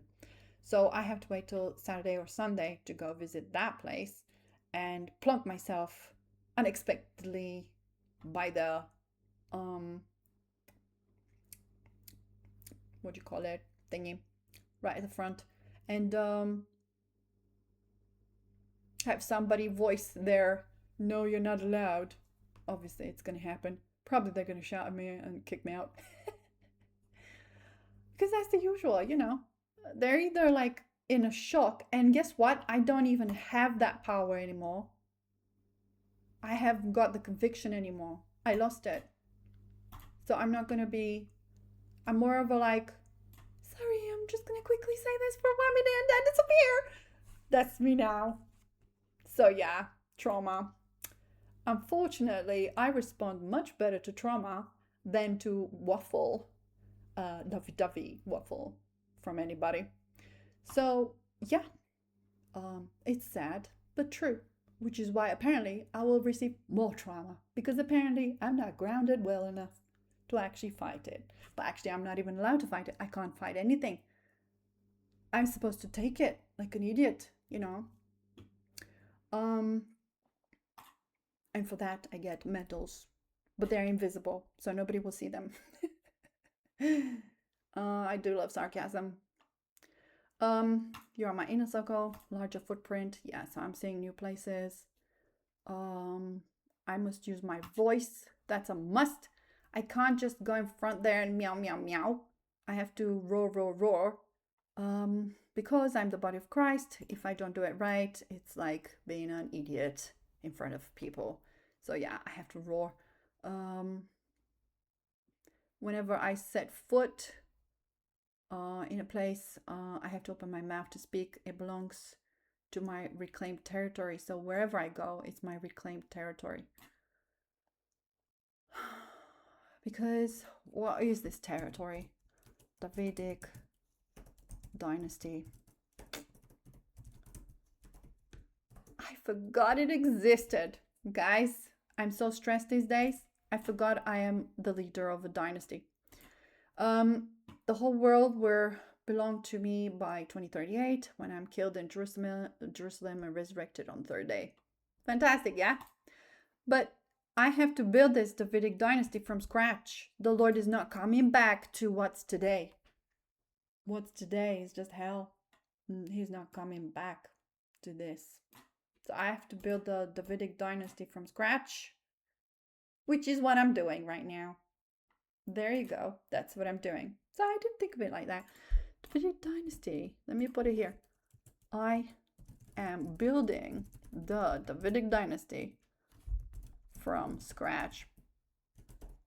There you go. So if I didn't know what I was doing, now I know. I'm building the Davidic dynasty from scratch. Of course, the Lord is helping me out, but in a spiritual way, not a physical way. The physical is delayed, so it will come some other time. I like the clicking of my mouse. It's probably the most quiet I've had. Mother of God, reclaiming territory from the devil, of course, even though it's Catholic Church and you would think everybody's doing well in the Catholic Church. Actually, they're asleep. They can't even recognize truth from lie. So, like the Lord said, people in their church benches, whatever you want to call them. Yeah, you could call them benches. Are no different from the people in McDonald's. So that's how asleep they are. So it doesn't matter if you're in the church praying your rosary right in front of me while denying me, because I am the rosary, but you're denying me in the physical, you know? It's appalling, guys. I'm very disappointed. Oh, yes. So I'm moving on to the last piece. Guys, this is hilarious. The confused prince is back. That's his name, Prince, right? Same shit as before. He just wanted to open conversations where I spill some sort of beans about some sort of stuff that is no one's business. Because they're trying to pin on me some accusations.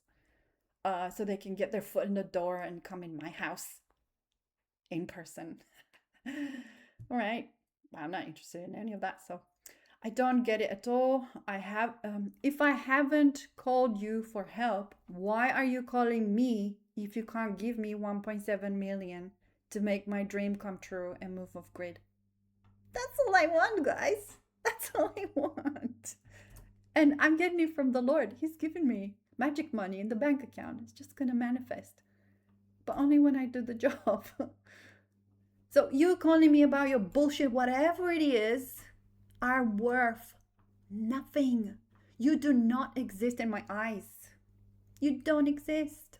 Why are you calling me? I'm not interested in anything you have to sell. Nothing. I don't need anything from you. Don't call me. Don't talk to me. Don't, because they're constantly, they're placing judgment on me. They're like, we were told that you actually not eating for 2 weeks. I'm like, really? What's this got to do with you? I don't get it. So I said, I don't get it at all. I don't get it. I don't know what you're doing calling me, you know? These people are insane. They're just crazy people. They're calling me about things that have nothing to do with them. So yeah, if you were to give me 1.7 million pounds so I can move off grid, I'll say, yeah, that's the only help I need. Give to me, and then you can bugger off and not hear from me ever again. But it's not happening. So you have nothing to offer me. Everything I want is in the Lord's pocket. That's where it is, including my crown. Okay? So, Mr. Prince, piss off. If anybody could watch this and tell him I said piss off, so stop calling me. I can't tell them anything like this because he's such a interested guy, you know. He just wants to know. He wants to please.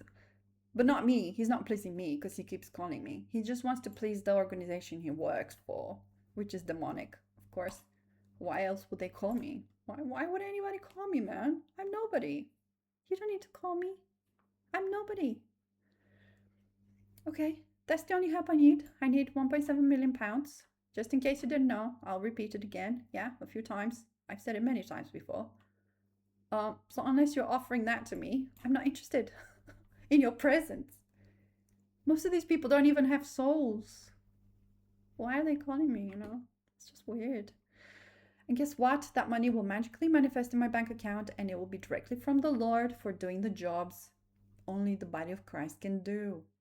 And that's me. He had a list of mentions, like me not eating for 2 weeks and just having the Eucharist. Wow, that's important to somebody. How is that important to anybody? This is me. It's my relationship to God. How is this anything to do with you?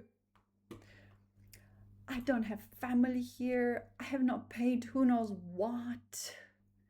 Anyone who mentions that type of detail has obviously accessed my YouTube channel. No one can know this otherwise. And then comes my question. Who the hell cares what I do, when I do it, how I do it? Yeah, who? Who are these people? They're clearly not talking to me. They're talking through him to me.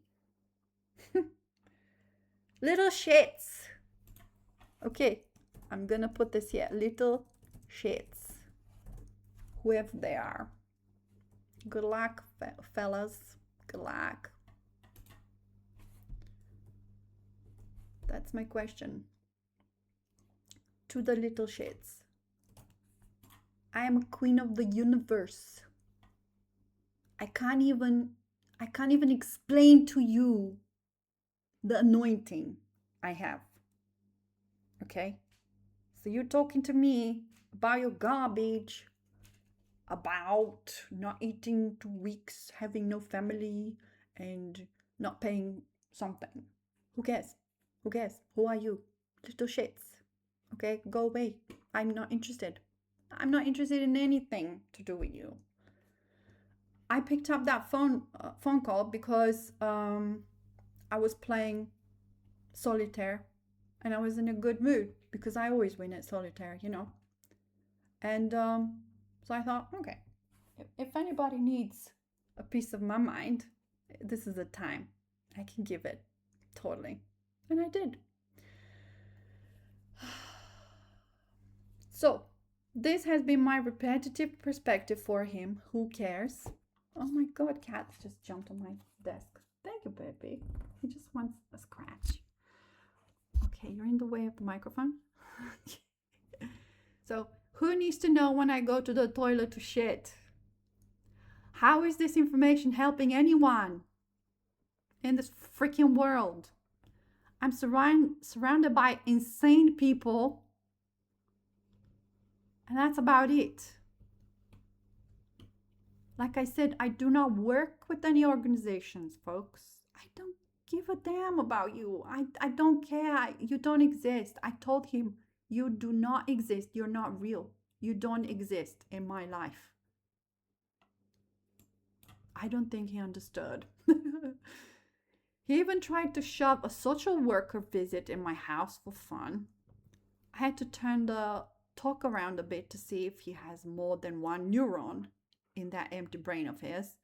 I told him that there are two races of humans on Earth, the free ones and the slave ones. In case you never knew that, guys. Okay? There's two races here, the free one and the slaves. He thought my conversation was irrelevant. He felt like I'm deviating from what he wanted from me. So I was like, really? Okay, let's see what you've got to say next. So then he moved on to yet another stupid question to do with whether I have a job. Oh my God. These things are private, guys. Next question will be how much money I make. But it has nothing to do with anybody. They're insane. These people are insane. So I referred him back to what I just said to see if he even remembered what I said. Why? Because I'm working with insane people. The senile I just mentioned in this episode. Yeah, short-term memory, not there. And I didn't realize it until I actually published this, right? So I told him that only slaves have jobs. And then I said, he has a job, and that means he's a slave. He then said he has to go.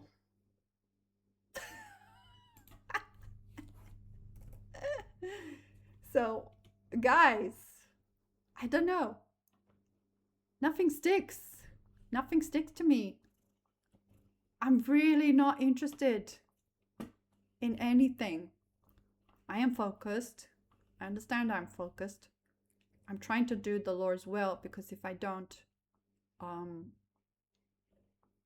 there's consequences for not doing his will.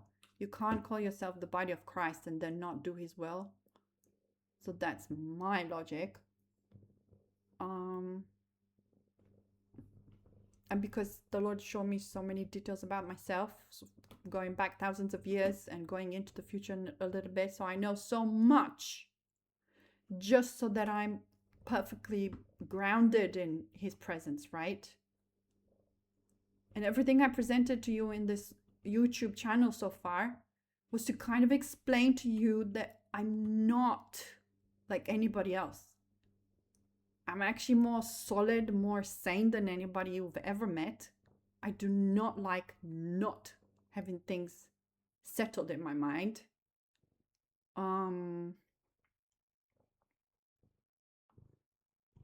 I don't like not being able to interpret people's conversations, because I have to constantly read between the lines, you know, because the stuff they're mentioning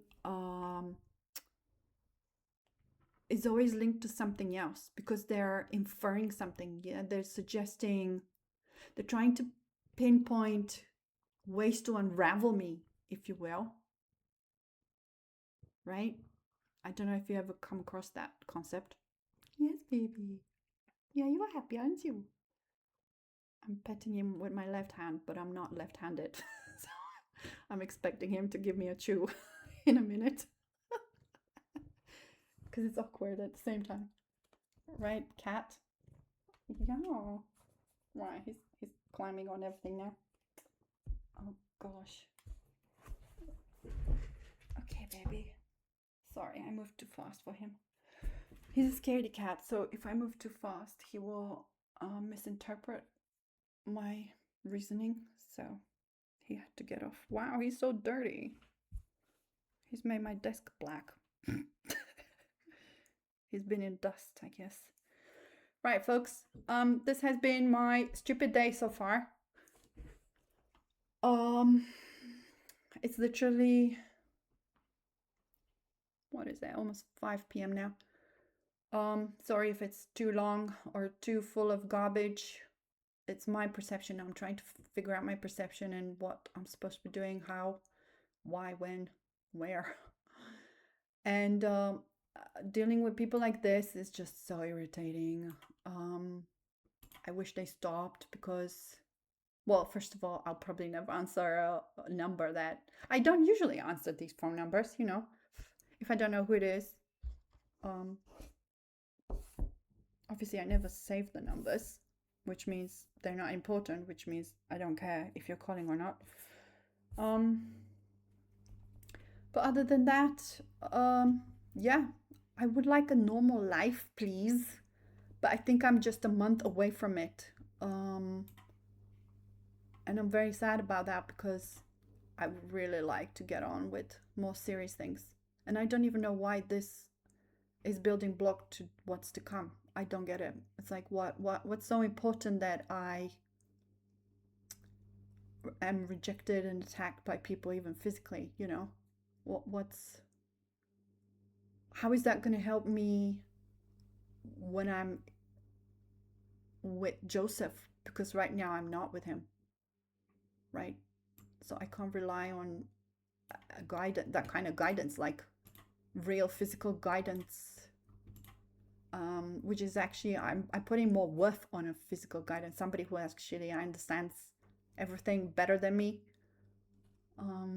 than the spiritual side of things, where it's like I don't even have that kind of telepathy. I'm not hearing voices or anything like that, you know, which is why I'm disappointed as well.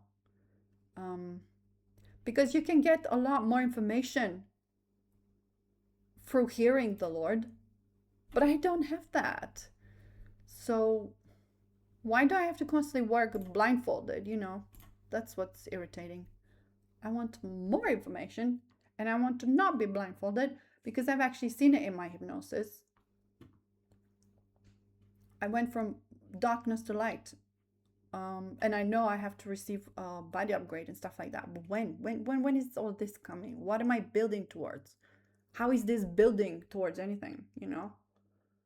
So yeah, it's a video about my frustrations, you could call it, which is the opposite of what I said, transfiguration, right? Enlightenment. So I'm in the dark, and I can't wait to get out of the dark because I don't get it. I don't understand why I have to be in the dark. I want to be in the light. But the light is the Lord. So how do you become how you reach the light except by obedience, right? So you have to be obedient while in the dark, I guess. There you go. So I figured things out. It's just that it's not pleasant. It's nothing I would wish on anybody. We can put it that way because that's the easy way to put it. Yeah, I don't wish this to anybody. It's a very lengthy process that just doesn't make much sense. Going around the circles trying to explain things that are not explainable. Or maybe they're explainable, but on the surface only. I want deeper understanding of everything so I can actually guide myself if there's nobody else there, you know. But right now it's just like poo. Poopy toopy. This is it. Have fun. Have a good day. Hope you enjoyed the Mr. Prince. His presence was needed, wasn't it? uh yeah, so hopefully I will never have a psycho what did it social worker social worker at my door. I can literally imagine that somebody at my door, blocking my door with their foot, even, you know, me having to call the police to get them out of my house or something. I don't know. People are sick. So, do I want to work with sick people? No. Do I understand sick people? Not really. Not really, because I'm not on the same wavelength as them, you know. Um, so yeah, I can't even play their games. I can't even agree with them in any way, shape, or form. And I can't. It's like we have absolutely nothing in common. So yeah, I don't want them around me because it'll just get on my nerves. And I've got plenty of that already from the people that are supposed to love me. Yeah, all these people who play the rosary and I'm in front of them, but they're rejecting me, you know. That's the most pathetic of all the actions a Christian can do. Praying the rosary to Mother Mary, but having Mother Mary, me, in front of them, saying that the Lord has a blessing for them and them rejecting it. Yeah, I've experienced it. I was appalled. I was so. because nobody knows for sure who I am. Even if I said, they will not trust what I say. And to them, everything will make different sense to my sense, So everything I'm perceiving, nobody is perceiving. So I'm completely alone, surrounded by